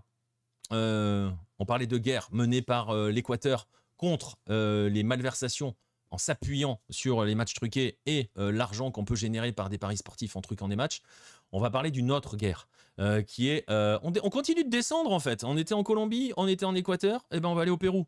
On continue de descendre tranquillement le long de tout simplement. On va descendre, on va aller au Pérou. Et là, si vous êtes sur la version, je m'adresse à ceux qui sont en train d'écouter le replay de l'émission en version podcast. Si vous êtes sur la version podcast, je vais décrire ce qui va se passer, mais je vous invite quand même à aller sur la version YouTube pour voir ce qu'il va se passer. On va passer une petite image du week-end au Pérou parce que c'est intéressant et c'est important. Je lance la vidéo pour ceux qui sont sur YouTube et vous allez voir en direct. On est à la 87e minute du match qui oppose Cienciano à Juan Pablo II. Oui, il y a un club qui s'appelle Jean-Paul II au Pérou, j'y reviendrai peut-être un autre jour. Santiago Acaciete, l'entraîneur du club papal, comme on peut le dire, sort un homme que vous voyez courir actuellement qui s'appelle Christian Tizon. Et là, c'est le drame. Regardez. On l'a vu furtivement, l'entraîneur a tendu la main vers le joueur qui n'a pas tapé dans la main. Le joueur n'est pas content. Fait un doigt à son entraîneur et là, ça part en sucette. L'entraîneur le pousse une première fois et revient une deuxième fois pour essayer de lui en coller une. Voilà, tout simplement. Et vous allez voir que donc on voit ça en direct pendant le match. Pendant ce temps, on revient en direct parce que le karma est quand même impardonnable. Le karma est quand même impitoyable plutôt. On quitte la scène, on revient au match. Et donc, l'action se continue. 87e minute. Cienciano a le ballon, remonte le ballon, et vous imaginez ce qui va se passer. Le ballon va venir sur le côté gauche, et l'action se déroule. Il va y avoir un centre, et puis au bout de ce centre, il va se passer quoi? Il va se passer un but. Et Cienciano s'impose 2-1. Le karma a parlé. Cienciano s'impose 2-1. C'est le score final du match. Et donc... Juan Pablo II se retrouve avec désormais un seul point d'avance sur la zone de relégation. Il reste 2 matchs à jouer au Pérou. Mais vous le voyez, comme on dit souvent dans le football, le groupe vit bien et se dit les choses. Donc ça devrait aller mieux demain. Voilà, c'était la petite note humoristique du jour. Et donc, voilà. Très beau stade, le India Garcilaso de la Vega. Exactement, oui, très beau stade. Il y a de très beaux stades, quelques très beaux stades au Pérou comme ça. Donc voilà. Faudrait faire une association à but lucratif. Oui, aussi. Il y a une association à but non lucratif, mais pour le coup, elle tient bien son nom. Je pense qu'un chat à 3K personnes, Nico fait un AVC. Quand il voit des messages qui arrivent par vague de 25 et pas... Ouais, c'est vrai, tu as raison. Je suis un peu trop vieux pour ces conneries, Fidius, tu as raison. La réserve de Juan Pablo II s'appelle comment, du coup, Juan Pablo II Dos? Je sais pas. Bon, bref. Voilà, c'était la petite note humoristique du jour. Voilà, c'est la guerre. Mais bon, comme j'ai dit, le groupe vit bien, se dit les choses. Donc, normalement, Juan Pablo II devrait se sauver. Un jour, on parlera peut-être de Juan Pablo II. Mais bon. Voilà, donc vous voyez que parfois c'est la guerre un petit peu partout autour des terrains et autour du football dans nos chers pays d'Amérique du Sud. Bref, on va continuer de descendre au sud. On a quand même parlé de choses un petit peu, un petit peu obscures, pas forcément positives, pas forcément sympathiques. Donc on va commencer à descendre. Juan Pablo au carré, c'est possible. On va continuer à descendre. On va continuer à aller vers le sud. Et comme on continue à aller vers le sud, on était en Colombie, on était en Équateur, on était au Pérou. On va aller où? On va aller chez Chileno. On va aller au Chili. Forcément, j'avais promis qu'on allait en parler. J'en l'avais promis lors d'un live. Et donc j'ai attendu aussi que ça soit officiel et que ça arrive. On va commencer donc par cela. Vamos, exactement. Il y en a qui savent, de quoi on va parler. On va parler donc de ce qui s'est passé ce week-end au Chili avec cette image, ce titre pour Coquimbo Unido, champion du Chili 2025. C'est la première fois de l'histoire du club que les Pirates sont champions de première division. Je reviendrai un tout petit peu dans un instant sur l'histoire du club. Et on va prendre donc un petit peu de temps parce que c'est assez important. Je vais quand même, d'ailleurs, tiens, on va quand même juste commencer par cela. On va commencer par cela. Pourquoi on parle de pirates? Pourquoi il y a un pirate sur le logo de Coquimbo Unido? Alors maintenant, vous voyez, en plus, il y a une étoile puisqu'ils sont champions du Chili. Pourquoi les pirates? Je vais vous expliquer d'où vient le surnom. En fait, la légende raconte qu'il y a un trésor enfoui quelque part dans la ville de Coquimbo. Coquimbo, pour vous situer un petit peu, c'est à 460 km au nord de Santiago. C'est une ville portuaire. C'est pas très loin de La Serena. D'ailleurs, le derby, c'est contre La Serena. Bref, c'est une ville qui doit son nom au quechua Coquimpu, qui voulait dire le lieu aux eaux calmes. Et bref, c'était donc le lieu où débarquaient les navires espagnols qui venaient du Pérou et qui s'y rendaient chargés d'or, d'argent et d'autres objets de luxe. Et donc, c'est aussi un lieu très fort de la piraterie au XVIe et XVIIe siècle. On dit que Francis Drake y a débarqué en 1579, que Bartholomé Sharp y a débarqué un siècle plus tard, afin de piller et de ravager localement. Donc, c'est la ville des pirates, tout simplement. Et donc, on dit qu'il y a un trésor, un trésor enfoui quelque part dans la cité. C'est la légende. Et d'ailleurs, le club s'y est pas trompé parce que y a les célébrations du titre qui démarrent, qui ne s'arrêtent pas depuis. Mais il y a une vaste célébration qui est prévue demain. Et en gros, on invite les gens à venir voir le trésor de Coquimbo, tout simplement. Donc, c'est une ville de pirates qui venaient lutter contre la Serena, qui était la ville coloniale des Espagnols.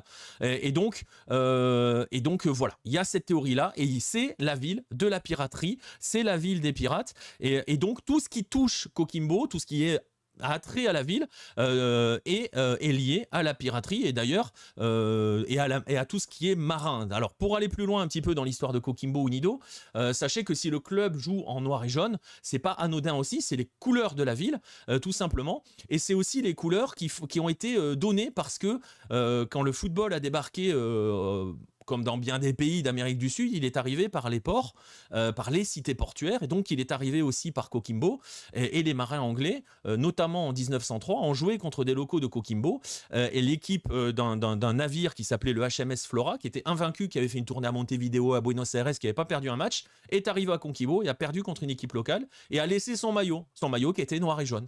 Voilà, donc tout cela là-dessus.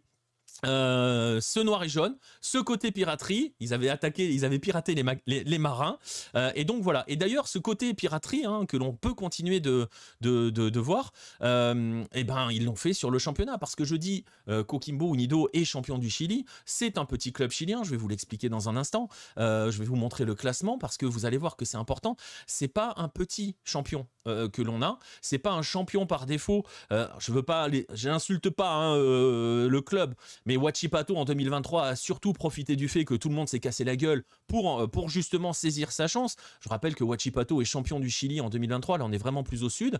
Ça parle de Pittsburgh, c'est le même club, c'est les Acereros, ils ont quasiment le même logo que les Steelers, puisque c'est le Steel Mark, Huachipato.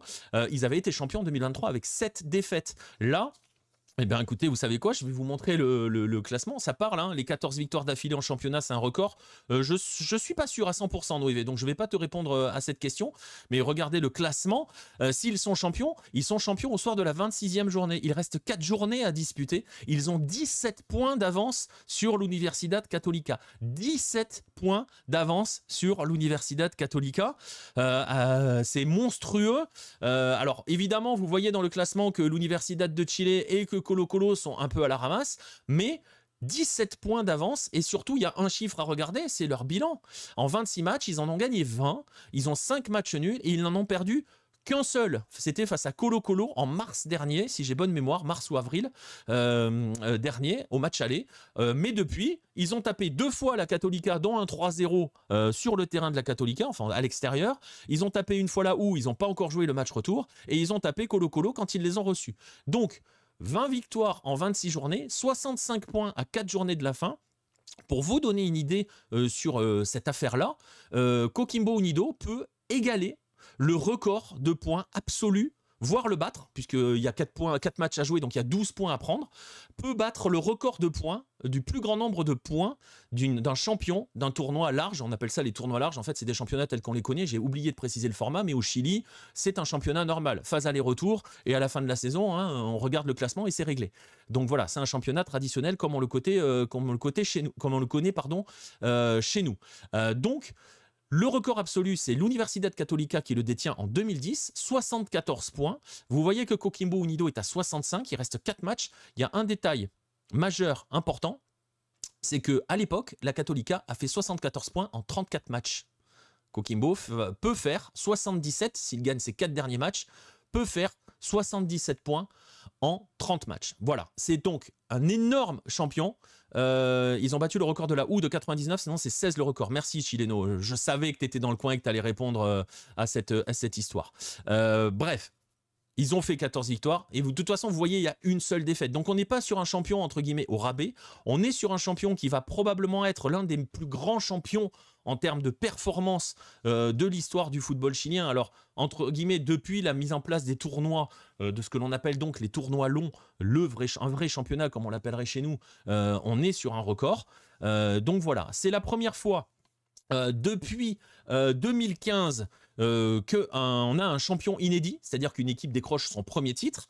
C'était Cobresal qui avait été champion en 2015, qui était à l'époque le premier champion depuis le premier champion, on appelle ça le champion inédit, on peut l'appeler ainsi, qui était à l'époque le premier champion inédit depuis 1980. Donc entre 1980 et 2015, il n'y a eu que des équipes qui ont décroché un autre titre. C'était Cobreloa en 1980, qui joue après la finale de Libertadores face à Flamengo notamment.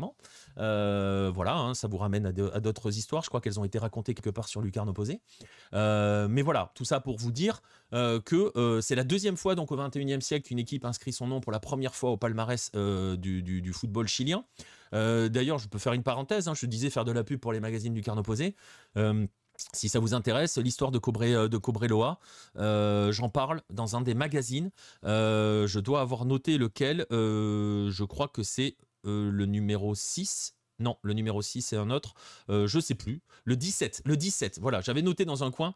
Le 17, le Hello Mag 17, je parle de Cobreloa 88 et je parle de toute l'histoire de Cobreloa et de la naissance des clubs que sont Cobreloa et Cobresal. Je peux vous le faire très vite en résumé pour fermer la parenthèse. Cobre, c'est le cuivre. Donc, ce sont les clubs des mines de cuivre de Loa, du département du Loa, de la région du Loa, et Sal pour Salvador, de la région du Salvador.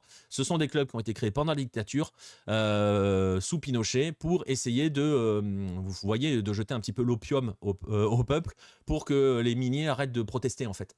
Ça n'a pas marché des masses, mais les clubs, voilà, et ont des moyens que n'a pas Coquimbo Unido, parce que pour le coup, donc on va continuer hein, dans cette image du pirate. On est vraiment sur une équipe qui n'a pas les moyens et qui attaque les gros, hein, qui attaque les gros. Donc voilà, c'était la petite parenthèse. Juste pour vous dire, pour continuer dans cette histoire-là, Coquimbo Unido rejoint donc les équipes à un titre, je le disais.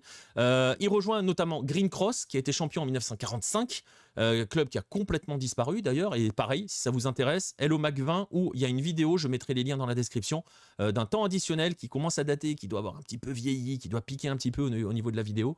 Voilà, où je parle des tragédies de Green Cross, parce que la disparition du club est dramatique, vraiment dans tous les sens du terme. Il y a des trucs totalement fous, il y a une histoire totalement fou avec une fuite à dos de mulet dans les Andes, enfin c'est rattrapé en hélicoptère, c'est exceptionnel.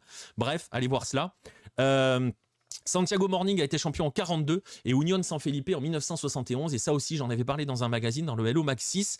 Donc voilà, si vous voulez financer le documentaire de Lucarne Opposé, achetez-vous les mags. Je rigole, mais non, mais si vous voulez voir ces histoires-là, elles sont sur les mags. Certains sont épuisés, ils ne sont plus qu'en PDF. D'autres sont encore disponibles au format papier. Donc voilà. Et donc, il y avait O'Higgins en 2013 et Cobresal en 2015. Donc, c'est le troisième club au XXIe siècle à écrire son premier titre, à décrocher son premier titre. Et dernier point pour côté histoire, il y a une très belle histoire avec l'entraîneur Esteban González. Oui, Esteban, j'ai eu un doute sur le nom. C'est le premier entraîneur chilien champion depuis Mario Salas en 2016. Donc vraiment, il y a beaucoup de cases historiques qui sont cochées dans cette histoire de Coquimbo Unido. Je vois passer la question, en termes de surprise, on est un peu sur Leicester. Leicester, il y a un milliardaire derrière. Il n'y a personne derrière Coquimbo, hein, ils se démerdent. Hein. C'est vraiment un petit club, Coquimbo, je vais l'expliquer dans un instant. Il n'y a pas de joueurs qui jouent en sélection chilienne parce que la stratégie, c'est aussi, et j'en parlerai aussi, de s'appuyer sur, en gros, des sortes de vieux routards du football local. Et donc, justement, je vais prendre un petit peu le temps. Je reviendrai un petit peu sur Esteban González plus tard. On va revenir un petit peu, justement, sur cette histoire de Coquimbo Unido, sur ce club-là. Je le disais, c'est le club de la ville de Coquimbo, qui est au nord de Santiago. Le club est fondé en 1958. Il a été fondé un 30 août, d'ailleurs. Pour être précis, il arrive en deuxième division professionnelle en 1959. Il est champion en 1962 de D2 et donc il accède à la première division. Cette année-là, il va croiser Colo-Colo et Laou qu'il bat. D'ailleurs, à ce moment-là, vous voyez toujours cette notion de pirate qui attaque les plus riches. À l'époque, Colo-Colo est champion et la U de Chile de 1962, des années 60, c'est le Ballet Azul, hein, c'est la plus grande époque de la U, c'est l'époque des Leonel Sanchez et compagnie, qui sert de base à l'équipe du Chili qui est troisième de la Coupe du Monde 62, donc c'est des monstres et les petits pirates continuent de les fracasser. Mais bon, je le disais, Coquimbo, c'est vraiment un petit, hein, c'est un petit club du coin, vraiment. C'est un petit club du paysage chilien. Dans les années 60-70, il survit tant bien que mal. Il fait comme il peut. Il fait d'ailleurs souvent l'ascenseur. Et il va se stabiliser un petit peu dans les années 90. En 1991, j'ai complètement oublié de vous mettre la photo de 1962. Voilà, vous voyez déjà les couleurs, hein, c'est les mêmes maillots, hein, qu'ils avaient ce week-end. Voilà. Donc je disais, il va se stabiliser à partir des années 90 dans l'élite, puisqu'il remonte en 1991. Et d'ailleurs, c'est historique quand il remonte, toujours dans ce côté un petit peu pirate, parce qu'en 1991, il se qualifie pour la Copa Libertadores. Il participe à la Libertadores de 92. Ils sont dans le groupe du Newell's de Bielsa. Forcément, ils pèsent pas lourd, mais ils jouent quand même le futur finaliste. Et ils vont rester 16 ans dans l'élite jusqu'en 2007, où ils redescendent en deuxième division. Et là, ils vont rester 11 ans en deuxième division. Et là encore, pareil, quand ils reviennent, ils renversent la table, concrètement. Ils reviennent en 2019, ils finissent cinquième, ils se qualifient pour la Sudamericana, et là, ils vont mener une campagne de Sudamericana assez folle, parce qu'ils partent dès le premier tour, ils éliminent Aragua, deuxième tour, Estudiantes de Mérida, ces deux clubs-là sont des clubs vénézuéliens, et ensuite, ils arrivent donc dans ce qu'on appelle le sprint final, donc huitième de finale. Huitième de finale, ils s'imposent contre Junior de Barranquilla, en s'imposant en Colombie. Ils se qualifient là, et ils finissent par tomber contre un club. Ça, c'est Green Cross, donc c'est pas ce que je voulais vous montrer. Un club, ce club-là, c'est le futur vainqueur de l'épreuve, le Defensa y Justicia, d'Hernan Crespo, Brian Romero et un certain Enzo Fernandez. Rien que ça, et ils tombent donc en quart de finale face à cette équipe-là. Donc, c'est 2020, c'est quand même une petite parenthèse dans l'histoire du club. Il retombe en D2 et il revient en 2022. Il se sauve, et Chileno pourra en témoigner dans le chat, mais par miracle, lorsqu'ils reviennent, en gros, ils se sauvent à la dernière journée du championnat. Et donc, tout va changer. Ils reviennent en Sudamericana, ils y étaient en 2024, et ça part un peu en sucette fin 2024. Pardon, mais le maillot me fait penser aux Dalton, oui, c'est vrai. Ils reviennent fin 2000. C'est rayé les Dalton, César. Il nous a mis une photo de Peñarol. Non, c'est absolument pas Peñarol. C'était vraiment Coquimbo. Et regardez le maillot qu'ils avaient ce week-end, c'est Coquimbo. Bref, je disais, fin 2024. Il y a quelques embrouilles entre l'entraîneur de l'époque qui était à la tête du club, Fernando Diaz, et son adjoint Esteban González. C'est Esteban González qui prend le relais en fin de saison parce que c'était quand même un petit peu compliqué aussi pour la fin de saison pour Coquimbo. Et donc, cet homme-là est devenu le premier Chilien champion depuis 9 ans. Et cet homme-là, il a un parcours atypique et c'est peut-être l'un des thèmes de l'année, finalement, parce que c'est un ancien joueur. Esteban González, on le surnomme El Chino.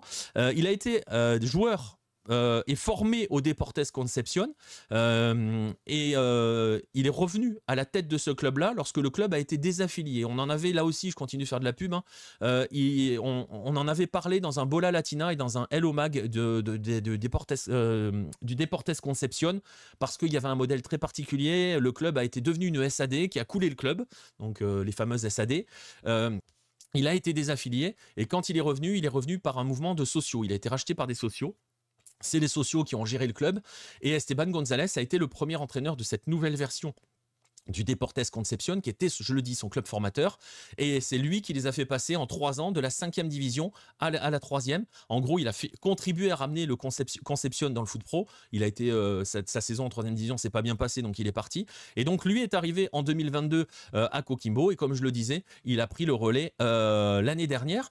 On est sur un entraîneur qui est jeune, il a 43 ans. Et donc, le thème commun que l'on peut voir, c'est qu'on est sur un garçon qui est passé par les étages amateurs, qui a connu absolument tous les niveaux du football chilien, et qui se couronne champion avec une équipe qui est généralement habituée à l'anonymat de la première division quand elle y est, qui n'attire absolument pas les gros médias. D'ailleurs, on le voit dans les réactions que ça suscite. TNT Sport, qui est le diffuseur du football chilien, est en boucle sur Coquimbo Unido depuis, et vous voyez de nombreux messages qui disent « Ah bah tiens, ils sont enfin chez nous » ou des choses comme ça.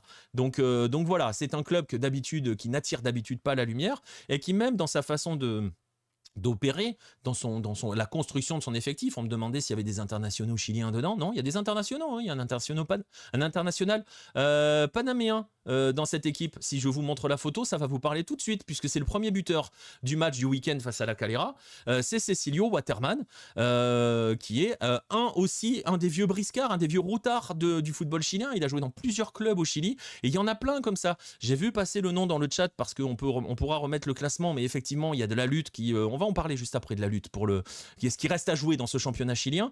Il y a le Mono Sanchez dans les buts, qui est l'ancien gardien d'Unión Española, qui est un des vieux briscards aussi. Il y a plein de joueurs comme cela dans cette équipe-là. Et de tradition, ils ont aussi fait jouer des anciens. Esteban Paredes est passé par Coquimbo il y a quelques temps, les anciennes légendes de Colo-Colo. Enfin bref, voilà. C'est un club qui construit avec ce qu'il peut, et qui là, vraiment, pour le coup, a renversé complètement la table. Et je le disais, donc, avec un entraîneur inconnu de tous, habitué à l'anonymat, habitué aux divisions inférieures, qui a toujours fait monter ses équipes dans les divisions inférieures, et qui là est couronné champion. Et si je dis que c'est un thème commun, c'est que ça doit vous rappeler forcément le duo Fabio Orsi, Sergio Gomez, qui a couronné Platense lors de l'Apertura 2025 en Argentine. Voilà.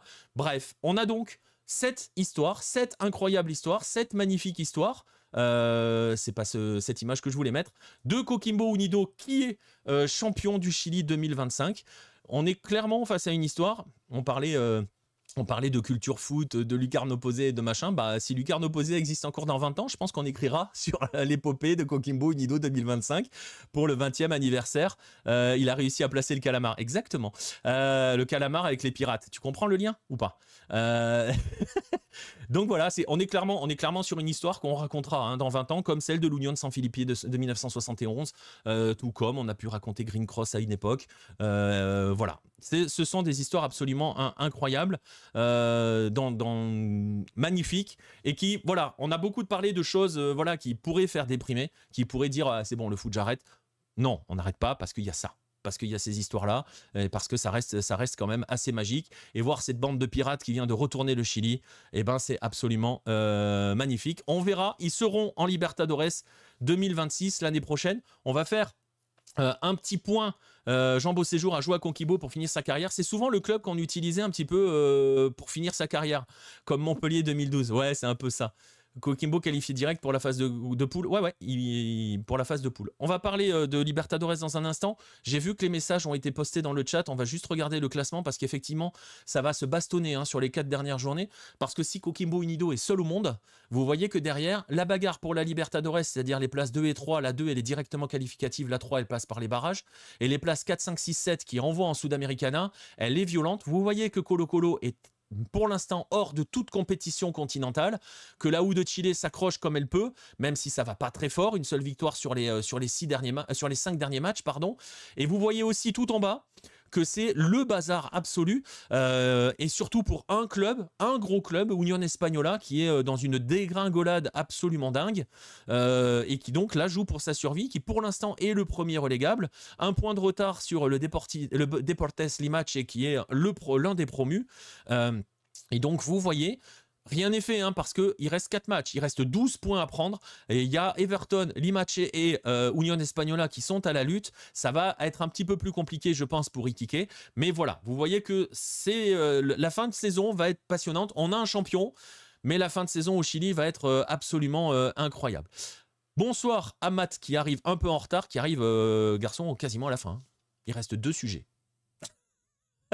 Et on est déjà à 1h23. Je vais dépasser l'heure et demie. Bon bref, c'est pas grave. Voilà pour le Chili. Et je le disais, Coquimbo Unido va jouer la Copa Libertadores. Alors on va être obligé de faire une petite parenthèse. On va être obligé maintenant de voir Ibra dans le chat insulter des mamans. Ibra, je rappelle, on a dit pas les mamans. Voilà. Pas les mamans. Voilà, je précise. On va donc être obligé de parler de ce qui va se passer en Argentine le week-end prochain. Le week-end prochain, c'est le week-end du Super Classico. Ça va arriver dans un contexte assez particulier, c'est que la Libertadores 2026 pourrait être privée d'un des 2 géants argentins. On a l'habitude de voir Boca se rater ces dernières années. Cette année, c'est River qui est parti pour se rater. River s'est incliné ce week-end, hier, grâce à Nueve, présent dans le chat, face au Gimnasia au Monumental. 4e défaite au Monumental. Ça n'était pas arrivé depuis près d'un siècle à River Plate. Et ce week-end, c'est le 265e Super Classico de l'histoire à la Bombonera. Donc Boca accueille River. Je vais vous montrer, je ne vais pas vous refaire l'histoire du Super Classico. Il y a des articles sur Hello, je vous mettrai les liens. Je pense que je les ressortirai du bois samedi pour que, voilà, je ne vais pas vous renvoyer vers le premier Super Classico, la rivalité entre les 2 clubs, l'histoire des 2 clubs, c'est bon, on connaît un petit peu toute cette histoire. Donc voilà, je ferai remonter tout cela. Mais évidemment, on va parler de l'enjeu principal. L'enjeu principal, c'est la qualification pour la Libertadores. Donc en perdant hier au Monumental contre le Gimnasia, River, en gros, s'est mis dans la sauce. Mais vraiment dans la sauce, dans l'optique de la qualif à la Libertadores. Je vais vous rappeler quels sont et quels étaient, pour beaucoup parce qu'on va être obligé d'employer le passé, l'imparfait pour beaucoup, quels étaient les moyens dont disposait River pour se qualifier pour la prochaine Libertadores. Gagner l'Apertura, perdu, c'est Platense. Le Clausura, c'est pas encore mort, mais actuellement River est 6e. Je rappelle qu'il faut finir top 8 de sa zone pour aller en play-off. Donc c'est pas complètement mort de ce côté-là. Il fallait gagner la Copa, on pouvait le faire en gagnant la Copa Argentina. River s'est craqué en demi-finale et donc ne gagnera pas la Copa Argentina. La Libertadores, ils se sont pris un mur nommé Palmeiras, pardon. Donc, mais ça à la limite, c'est pas le truc le plus surprenant. La défaite face à Palmeiras, on l'a déjà dit. Donc la Copa Argentina s'est terminée en demi, la Libertadores s'est terminée en quart, et donc il ne reste que 2 possibilités, le Clausura et la table annuelle. Je le disais, le Clausura, River est 6e de son groupe. Il y a une équipe qui marche sur tout le monde, qui est encore invaincue après 14 journées, c'est le Rosario Central d'André Di Maria, qui pourrait recevoir River sur un match assez... Enfin non, parce qu'ils ne seront pas ensemble du même côté, je ne pense pas dans le tableau. Mais voilà, le chemin va être long, dirons-nous, pour River. Et donc, le chemin le plus court, à 2 journées de la fin de la phase régulière du tournoi, le chemin le plus court, c'est la table annuelle. Voilà. Table annuelle, la voici. Cette table annuelle, il reste 2 journées à disputer. Vous voyez que Rosario Central est assuré de prendre une place en phase de groupe. On va pas entrer dans les détails des calculs Ibra, parce que oui, si Lanús gagne, si Argentinos gagne la Copa Argentina, si Rosario Central est champion, ça peut libérer des places, machin et tout. Voilà, hein, on va y aller doucement. On va pas commencer à sortir les calculatrices. On va regarder telle qu'elle est la situation aujourd'hui en imaginant les si, parce que Lanús battre l'Atlético Mineiro en finale, c'est pas gagné encore. Hein. Donc voilà, bref. On va regarder là, ce qu'ils ont entre les mains. Concrètement, voilà le classement de la table générale qui est pour l'instant l'option principale pour River Plate. Voilà. Il reste 2 matchs à disputer. Rosario Central, vous voyez, est assuré de finir premier de la table annuelle, donc est assuré d'être en phase de groupe de la Libertadores l'année prochaine. La 2e place est en vert clair sur cette table parce qu'elle qualifie pour la phase de groupe de la Libertadores, pas la 3e. La 3e place, elle envoie au 2e tour. C'est la fameuse histoire qui est arrivée à Boca l'année dernière avec le match face à l'Alianza Lima qui a fait sauter Boca. Donc l'enjeu, c'est cette 2e place. Cette 2e place, elle appartient justement à Boca. Boca a 4 points d'avance sur River. Vous comprenez tout de suite où on veut arriver, où on va arriver. Si Boca fait match nul contre River ce week-end, il est assuré de laisser River derrière lui à la fin de la saison régulière et donc de laisser River derrière. Il n'est pas assuré encore à 100% parce que ça va dépendre de ce qui va se passer avec Argentinos et Riestra. Mais voilà. Si Boca s'impose, Boca s'assure une place en phase de groupe en Libertadores à la table annuelle. parce qu'ils ont 5 points d'avance sur le duo Argentinos-Riestra, vous le voyez à l'écran, et donc s'assure à une journée de la fin de la deuxième place, puisqu'écarte définitivement River Plate. Voilà l'enjeu du Super Classico ce week-end. River doit donc, en fait, n'a pas le choix.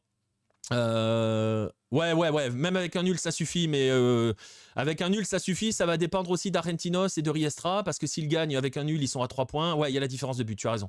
Après, on sait jamais, Vince, on est en Argentine. Hein. Riestra, s'ils ont 9 buts à remonter sur un dernier week-end, on sait jamais, hein. On sait jamais. Ça serait la belle histoire, le Rosario champion avec Di Maria. Écoute, on va pas leur porter la poisse, mais ça commence à en prendre... voilà. Bref, la défaite, pardon, face au Gimnasia, met River dans une sauce monumentale. Vous avez vu le jeu de mots. Et donc, River doit absolument s'imposer à la Bombonera ce week-end. Le match, c'est dimanche à 20h30. Je ne sais pas si on pourra le faire en live, parce que vous savez à quel point c'est compliqué les dimanches à 20h30. Je vais voir. Vraiment, je vais voir, surveiller sur les réseaux sociaux, surveiller sur le Discord, je vous dirai, je vous tiendrai au courant. Et si je vous tiens au courant, il y a des chances pour que ça soit dans la journée de dimanche. Peut-être avant, je vais voir. Mais on va essayer. Vraiment, on va essayer. On va essayer, j'en parlerai tout à l'heure, mais on va essayer de faire ça dès 20h30 dimanche. Bref, parce que voilà, vous attendez pas au match de l'année, hein, c'est un super classico, ça va se mettre des pains, ça va être le bordel, même si on a perdu des Marcos Rojo, il va nous rester Paredes pour péter des Durites et Acuna de l'autre côté, donc ça devrait être sympa de ce côté-là, mais il y a un peu moins de joueurs potentiellement capables de péter des câbles, on verra. Bref. Dimanche à 20h30. Donc ils sont dans la sauce et voilà. Et la question qui se pose justement dans le chat, franchement, je vois jouer la Sudamericana. Bah oui, c'est la voix qui peut voilà. Bref, qu'est-ce que je voulais dire? C'est la sauce et ça grogne. Voilà, pour dire les choses, la question est posée dans le chat par rapport à Marcelo Gallardo. Ça devient compliqué. Voilà, ça devient très compliqué pour Gallardo. River vient de changer de président puisque Stefano Di Carlo a été élu. Il est très jeune. Stefano Di Carlo va prendre la place, a pris la place là ce lundi. Je crois que c'est ce lundi ou lundi prochain de Jorge Brito. C'est lui qui va fixer la politique de River en 2026, la politique sportive. C'est lui qui va donc tout mettre en place. Il y a quelque temps, c'est aujourd'hui, ouais, merci. Je suis paumé dans les dates, hein, c'est pour ça. Comment dirais-je? C'est lui qui va définir la saison 2026 de River. Il a apporté son soutien avec conviction, avait-il dit à l'époque, pour Marcelo Gallardo. Il y a quand même un élément à prendre en compte, c'est que le contrat de Marcelo Gallardo se termine dans 2 mois. Et donc, rien ne permet de dire aujourd'hui si Gallardo sera prolongé. On sait qu'il y a un homme qui n'attend que ça, qui n'est pas, à mon avis, pas très loin de se faire dégager de son club d'ici la fin de la saison, c'est Hernan Crespo. Donc, voilà. Il y a des chances pour que le cycle se termine là. Le second cycle de Gallardo est un échec, on va le dire très clairement. On a eu par moment l'impression que ça allait pouvoir rebondir, que ça allait, oui, que voilà, on voyait des prémices de certaines choses. C'était juste des séquences et c'est un échec absolu. Donc il y a peu de chances pour que Gallardo soit là en 2026. Il y a, on va pas se mentir, peu de chances pour que River soit en Libertadores en 2026 parce que le match à Boca, ça va être compliqué. La table annuelle, ça va être compliqué. Et du coup, derrière, gagner le Clausura, vu l'état du club actuellement, ça risque d'être un petit peu compliqué. Bref, voilà. On va voir ce qui va se passer ce dimanche 20h30. Donc à la Bombonera, sachez que Boca pendant ce temps-là a pris les commandes de sa zone. Ça va entre guillemets mieux pour Boca. On va dire qu'ils sont premiers au milieu de rien. C'est un peu le problème de l'Argentine aussi. Donc voilà, ça va être un des enjeux. C'est peut-être, probablement, je sais pas, choisissez le mot que vous voulez, le dernier Super Classico de Marcelo Gallardo à la Bombonera. Voilà, dimanche 20h30, gros enjeu sur cette rencontre. On essaiera, vraiment, j'essaierai, je vais essayer, je vais voir si je peux le faire. Dimanche à 20h30 quand les présidents soutiennent les coachs, on connaît la suite en général. Bah, disons que là il est tranquille de soutenir le coach, c'est-à-dire qu'il vient d'être élu. Il n'est pas responsable de la situation, puisque même si c'est la même équipe, hein, il prend la suite de Brito, mais c'est le même groupe, hein, tu vois ce que je veux dire. il est tranquille là-dessus. Il a apporté son soutien à Gachardo et dans 2 mois, le contrat est terminé. Donc, quand il va préparer la saison prochaine, il peut très bien dire on n'a pas réussi à se mettre d'accord. donc, voilà. Boca est meilleur qu'à l'aller. Franchement, non. Après, je vais rappeler les choses quand même pour ceux qui n'ont pas l'habitude des super classicos. On regarde jamais un super classico pour le foot. Hein. Voilà. On va pas se mentir. Hein. On regarde le super classico pour le folklore. Voilà. C'est jamais des... C'est jamais des matchs de dingue. Hein. C'est très rarement des matchs de dingue. C'est voilà, ça va se mettre sur la gueule. Il va y avoir le folklore, il va y avoir l'ambiance. La Bombonera va être en fou, en folie, en fusion. Donc voilà, il n'y a pas de l'état, comme dit Vince, l'état de forme des 2 équipes n'a aucune incidence sur ce que peut être un super classico.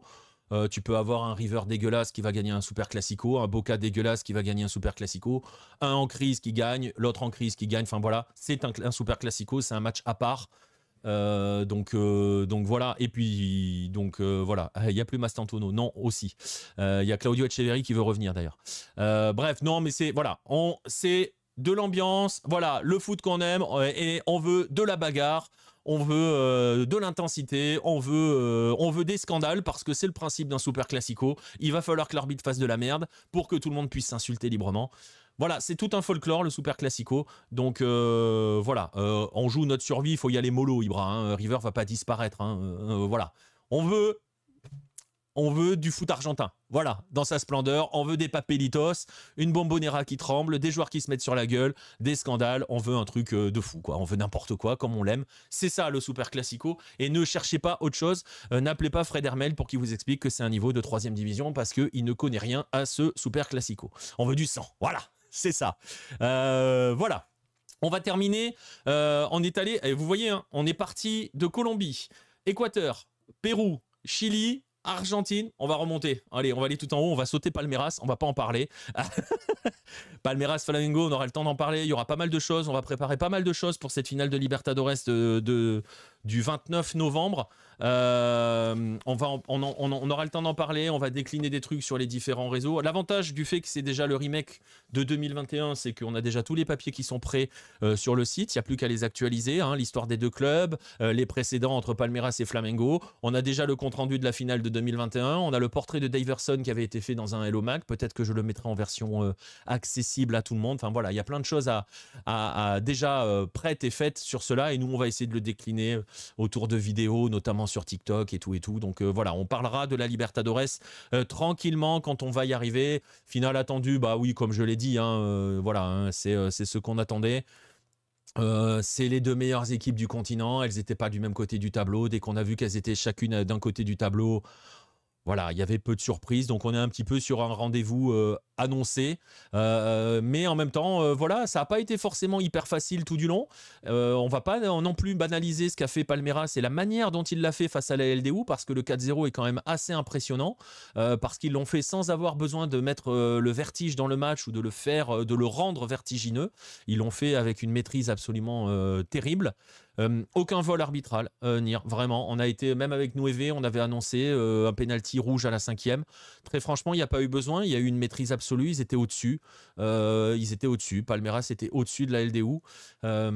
Et voilà, ça a été un petit peu plus compliqué, plus ou moins pour Flamengo sur certains matchs. Mais c'est pareil. La première mi-temps face à Racing, il y a une énorme maîtrise de Flamengo. Ils sont jamais en danger. La deuxième mi-temps, ils le sont très peu. Et quand ils le sont, ils en rossi dans les buts. Donc voilà, ça va être une finale, on s'y attendait, de Coupe du Brésil, entre les 2 meilleures équipes brésiliennes qui se battent pour le titre, qui se sont affrontées maintenant il y a 15 jours. 10 jours ou 15 jours, Flamengo s'est imposé 3-2. On espère qu'il y aura des buts. Et voilà, bon, ben voilà, hein, c'est une finale entre clubs brésiliens. On en a l'habitude. On peut rien y faire. Hein, c'est toujours comme ça. Mais bon. C'est comme ça. Les vrais vainqueurs, c'est Independiente, les libérateurs du prolétariat. Exactement. La défense de Quito était fatiguée. Oui, non, mais c'était compliqué. Franchement, ça a été compliqué. Après, il y a une différence de puissance. De puissance offensive, de puissance d'effectif, de profondeur de banc. Palmeiras fait entrer Rafael Veiga. C'est lui qui fait basculer le match du bon côté en deuxième mi-temps. La LDU, elle ne peut pas faire rentrer Rafael Veiga. Et Palmeiras démarre avec Vitor Roque, Flaco Lopez, Gustavo Gomes derrière. Avec un groupe de fous, quoi. Donc voilà, c'est tu peux pas, tu peux pas lutter. Concrètement, ils luttent pas à armes égales. Donc voilà, la LDU a fait un parcours extraordinaire. Elle a fini première de son groupe devant Flamengo à la différence de but. Elle a éliminé Botafogo, le tenant du titre. Elle a éliminé Sao Paulo et elle tombe contre Palmeiras. Voilà quoi, elle a tapé 2 Brésiliens. On peut pas taper 3 Brésiliens dans une Libertadores. Donc voilà. Il y en a un qui a de quoi se payer, ok, c'est 35 millions. Mais c'est ça. Et Felipe Luis l'a dit pour Flamengo en conférence de presse après le match face à Racing, parce qu'il a été interrogé sur... Il est extrêmement pertinent, hein, Felipe Luis. On en parlait en live. Vraiment, essayez d'écouter ses conférences de presse ou ses discours. C'est vraiment, pour le coup, c'est l'opposé d'Abel Ferreira qui est insupportable en conférence de presse, qui est insupportable de manière générale tellement il se prend pour le roi du monde. Felipe Luis, c'est calme, c'est pertinent, c'est posé, c'est lucide, quoi qu'il arrive. Ça va jamais chercher des trucs, voilà, ça va jamais crier au scandale ou au complot quand il lui arrive un mauvais truc. Felipe Luis, c'est vraiment hyper intéressant à écouter. Et il expliquait que le pouvoir économique du Brésil fait qu'aujourd'hui, quand un club européen vient voir Flamengo ou Palmeiras pour lui dire « Tiens, on veut ton joueur, on propose tel contrat au joueur », le Flamengo, par exemple, va regarder le joueur et lui dit « Tu veux faire quoi? Tu veux aller chercher ce contrat là-bas? Ok. Et si on te donne le même, tu restes ?» Le joueur dit oui, bah, il lui donne le même contrat. Voilà. Donc, on est dans ce monde-là. C'est comme ça. Donc, il faut se faire au fait qu'on aura tout le temps des finales brésiliennes en Libertadores, sauf s'ils s'affrontent avant. Mais c'était pas le cas cette année. Bref, on va passer à la... Oui, c'est logique. On va passer à la dernière partie.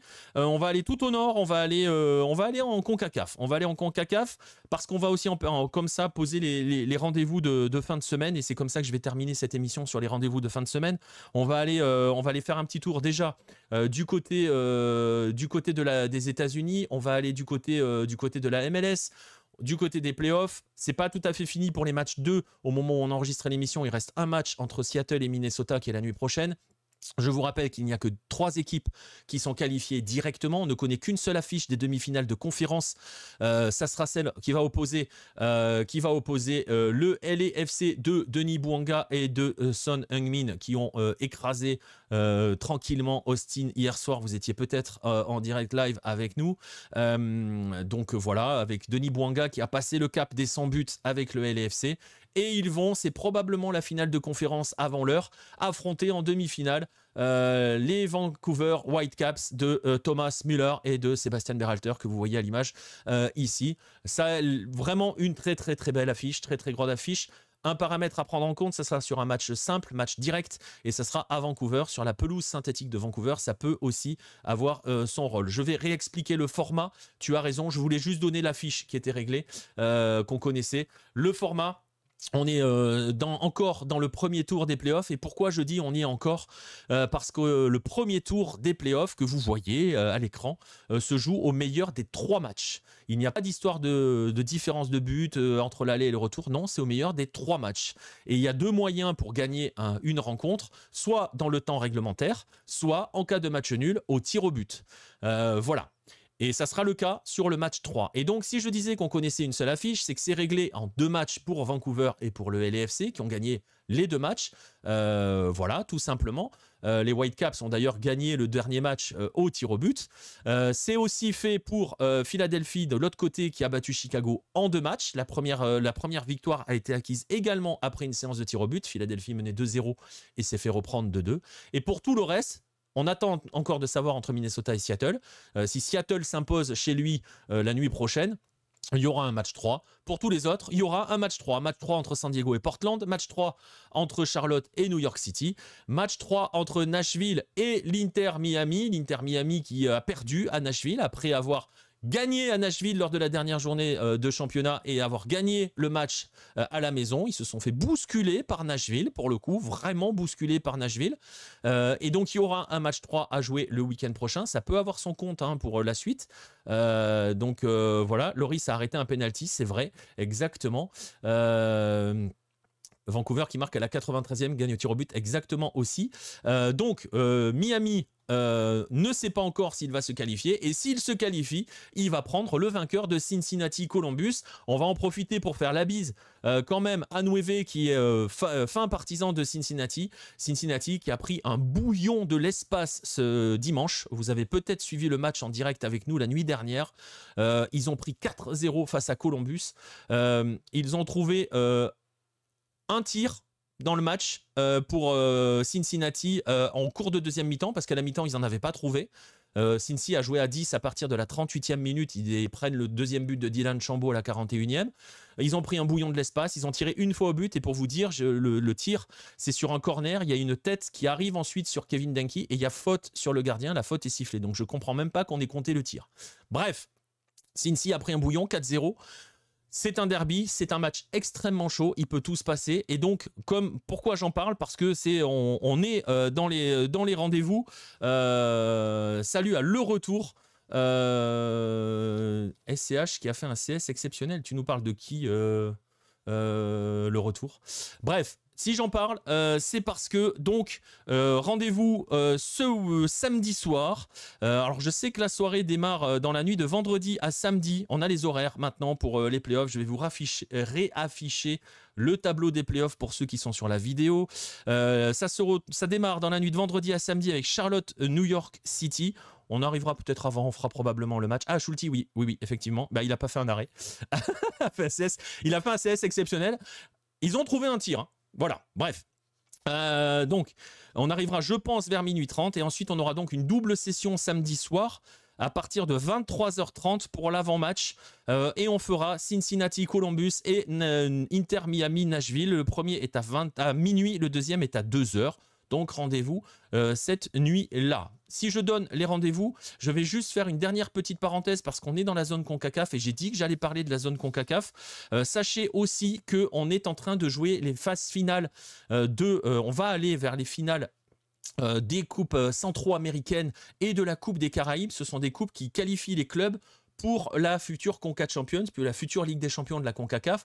C'est l'équivalent en Amérique centrale ou dans la région des Caraïbes de la Leagues Cup que vous suivez l'été entre les clubs de MLS et les clubs de Liga MX. Concrètement, on a eu des choses assez folles qui se sont passées, notamment en coupe Centro-Americana, parce qu'on connaît la finale.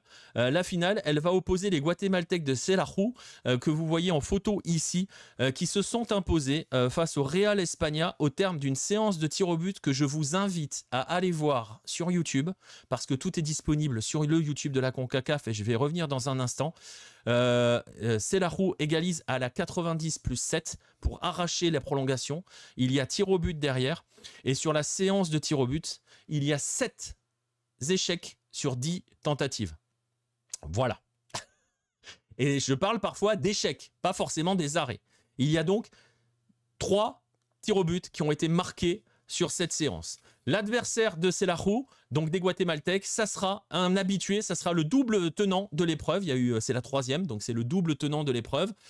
C'est Alajuelense qui, lui, a fait pareil. Il jouait contre Olympia et ils ont égalisé à la 87e minute à l'aller, à la 70e au retour. On est allé également au tir au but et là, au tir au but, l'équipe hondurienne d'Olympia a fait 0 sur 3 à la séance de tir au but. Finale 27 novembre pour le match aller, 4 décembre pour le match retour. On connaît déjà les 6 qualifiés de l'épreuve, parce qu'on qualifie donc les 4 demi-finalistes et les 2 meilleures équipes ensuite au classement cumulé. Ces 2 meilleures équipes sont San Miguelito du Panama et Cartagines du Costa Rica. Le Deportivo Saprissa, que vous connaissez peut-être un petit peu, est 7e et donc n'ira pas en Conca Champions 2026. Sachez que, et la question est posée, les matchs et la finale sera disponible en accès gratuit sur le YouTube de la CONCACAF, tout comme c'est le cas pour la Caribbean Cup, la Coupe des Caraïbes. On est aux demi-finales. Demi-finales aller se sont jouées. On va attendre les matchs retour qui sont disponibles sur YouTube. On a d'un côté les Jamaïcains de Mount Pleasant qui se sont imposés 5-1 face à Defense Force. C'est un club trinidadien qui a gagné 2 fois la Conca Champions, en 78 et en 85 d'ailleurs. L'autre demi-finale, elle est 100% République dominicaine, puisqu'elle voit Cibao affronter une équipe qui s'appelle OEM, pas OM, hein. OEM, ça veut dire Organización y Método Football Club. Voilà, si vous voulez tout savoir. Là aussi, donc, ça se passe sur YouTube, c'est disponible en libre accès, et donc vous pouvez aller regarder ces matchs-là gratuitement, tranquillement, et découvrir aussi ces zones-là. Voilà. Pépite, l'épisode Saprissa à la Alajuelense. Quel épisode, Mastri? Donc voilà. Bref. On en revient donc, je résume, pour les rendez-vous, De la MLS vendredi soir, dans la nuit de vendredi à samedi. De la MLS dans la nuit de samedi à dimanche. À l'affiche de la semaine. Ouh là là, mais ça date ça. Il doit avoir vieilli peut-être l'épisode, non? Il doit dater. C'est vrai qu'il y a un épisode, à l'époque, je faisais l'affiche de la semaine où je présentais un classico ou un gros match. Et il y a un épisode à la Juelense Deportivo Saprissa. C'est vrai. C'est vrai, c'est vrai. Tu as raison. Tu as raison. Pas de club de Guadeloupe ou de Martinique? Non, pas que je sache. Peut-être en Caribbean Cup. Je sais pas. J'avoue, je sais pas. J'ai pas suivi les premiers tours. J'avoue, je suis pas les premiers tours. Possible. Faudrait vérifier. Nacio suit un peu. Donc, il va te dire dans le chat. Donc, les rendez-vous. Vendredi soir, vers minuit 30, dans la nuit de vendredi à samedi, pour le premier match des playoffs MLS. Dans la nuit samedi soir, vers 23h30 à peu près, pour la deuxième session des matchs 3 du premier tour des playoffs MLS. Donc, Cincy Columbus et Inter Miami Nashville dans la foulée. Et dimanche soir, je vous l'ai dit, j'essaierai de vous prévenir. Enfin, non, je vous préviendrai. Je verrai si je peux faire le Super Classico. Et l'idée qui est en tête, c'est de faire le Super Classico qui est à 20h30, donc d'arriver un petit peu plus tôt, vers 20h, vers 20h. C'est pour ça que c'est compliqué pour moi. D'arriver vers 20h dimanche, on fait le Super Classico, et après, on enchaîne, on a Flamengo Santos. Voilà. Donc il y a moyen qu'on puisse faire les deux dimanches, ou de faire que Flamengo Santos, que je pense que je ferai quoi qu'il arrive, pour aller aussi toujours un petit peu du côté de l'Amérique du Sud. Donc voilà à peu près les programmes. N'oubliez pas, donc vendredi soir, dans la nuit de vendredi à samedi, dans la nuit de samedi à dimanche, et probablement dimanche soir. J'essaye d'être là pour le Super Classico, sinon on fera le Flamengo Santos parce que c'est un gros match, parce que c'est ce qu'on aime et parce qu'on espère voir le Ney. Donc voilà, pas de Guadeloupe ou de Martinique, mais un club du Suriname. Voilà, ça permet de conclure l'arc Caribbean Cup et ça permet de conclure aussi cette émission. J'avais dit 1h30, on les a mais largement mangé. 7h30, on est presque à 2h, mais c'est pas grave, c'est comme ça quand on parle de foot, on finit par plus voir le temps. Voilà, tout simplement. 25e épisode de Lucarne américaine, donc, qui arrive à son terme. Vous comprenez aussi pourquoi il n'y a pas eu de dossier, parce qu'il y avait beaucoup de choses à raconter. Je vous donne donc rendez-vous à la fin de la semaine. Pour les traditionnels lives, on parle aussi de beaucoup de choses, donc n'hésitez pas à venir sur ces lives qui sont sur Twitch. Merci à tous ceux qui nous suivent, merci ceux qui étaient dans le chat pour cette émission en direct, ceux qui ne le sont pas et qui écoutent. On va pouvoir enchaîner Seattle, Minnesota, 4h45, Nacio. Merci à tous ceux qui écoutent les rediffs, que ça soit sur les plateformes de podcast ou que ça soit sur YouTube. N'hésitez pas à laisser des commentaires, à laisser des pouces, à vous abonner, à suivre, à faire ce qu'il faut faire concrètement. N'hésitez pas à nous suivre sur les différents réseaux sociaux. Il y a un QR code sur cette vidéo. Vous pouvez accéder à notre Linktree qui vous permet d'avoir tous les réseaux sociaux de Lucarne Opposée. Et donc, je le disais, et je termine là-dessus. Merci à tous ceux qui étaient dans le chat. Merci d'être là pour les interactions. Je vous souhaite une bonne fin de journée, parce que c'est le début de la journée, à 23h57 sur la planète Hello, à l'heure où on termine l'émission. Une bonne semaine, on se retrouve en fin de semaine pour les lives sur Twitch notamment. Salut à tous et bonne semaine de foot.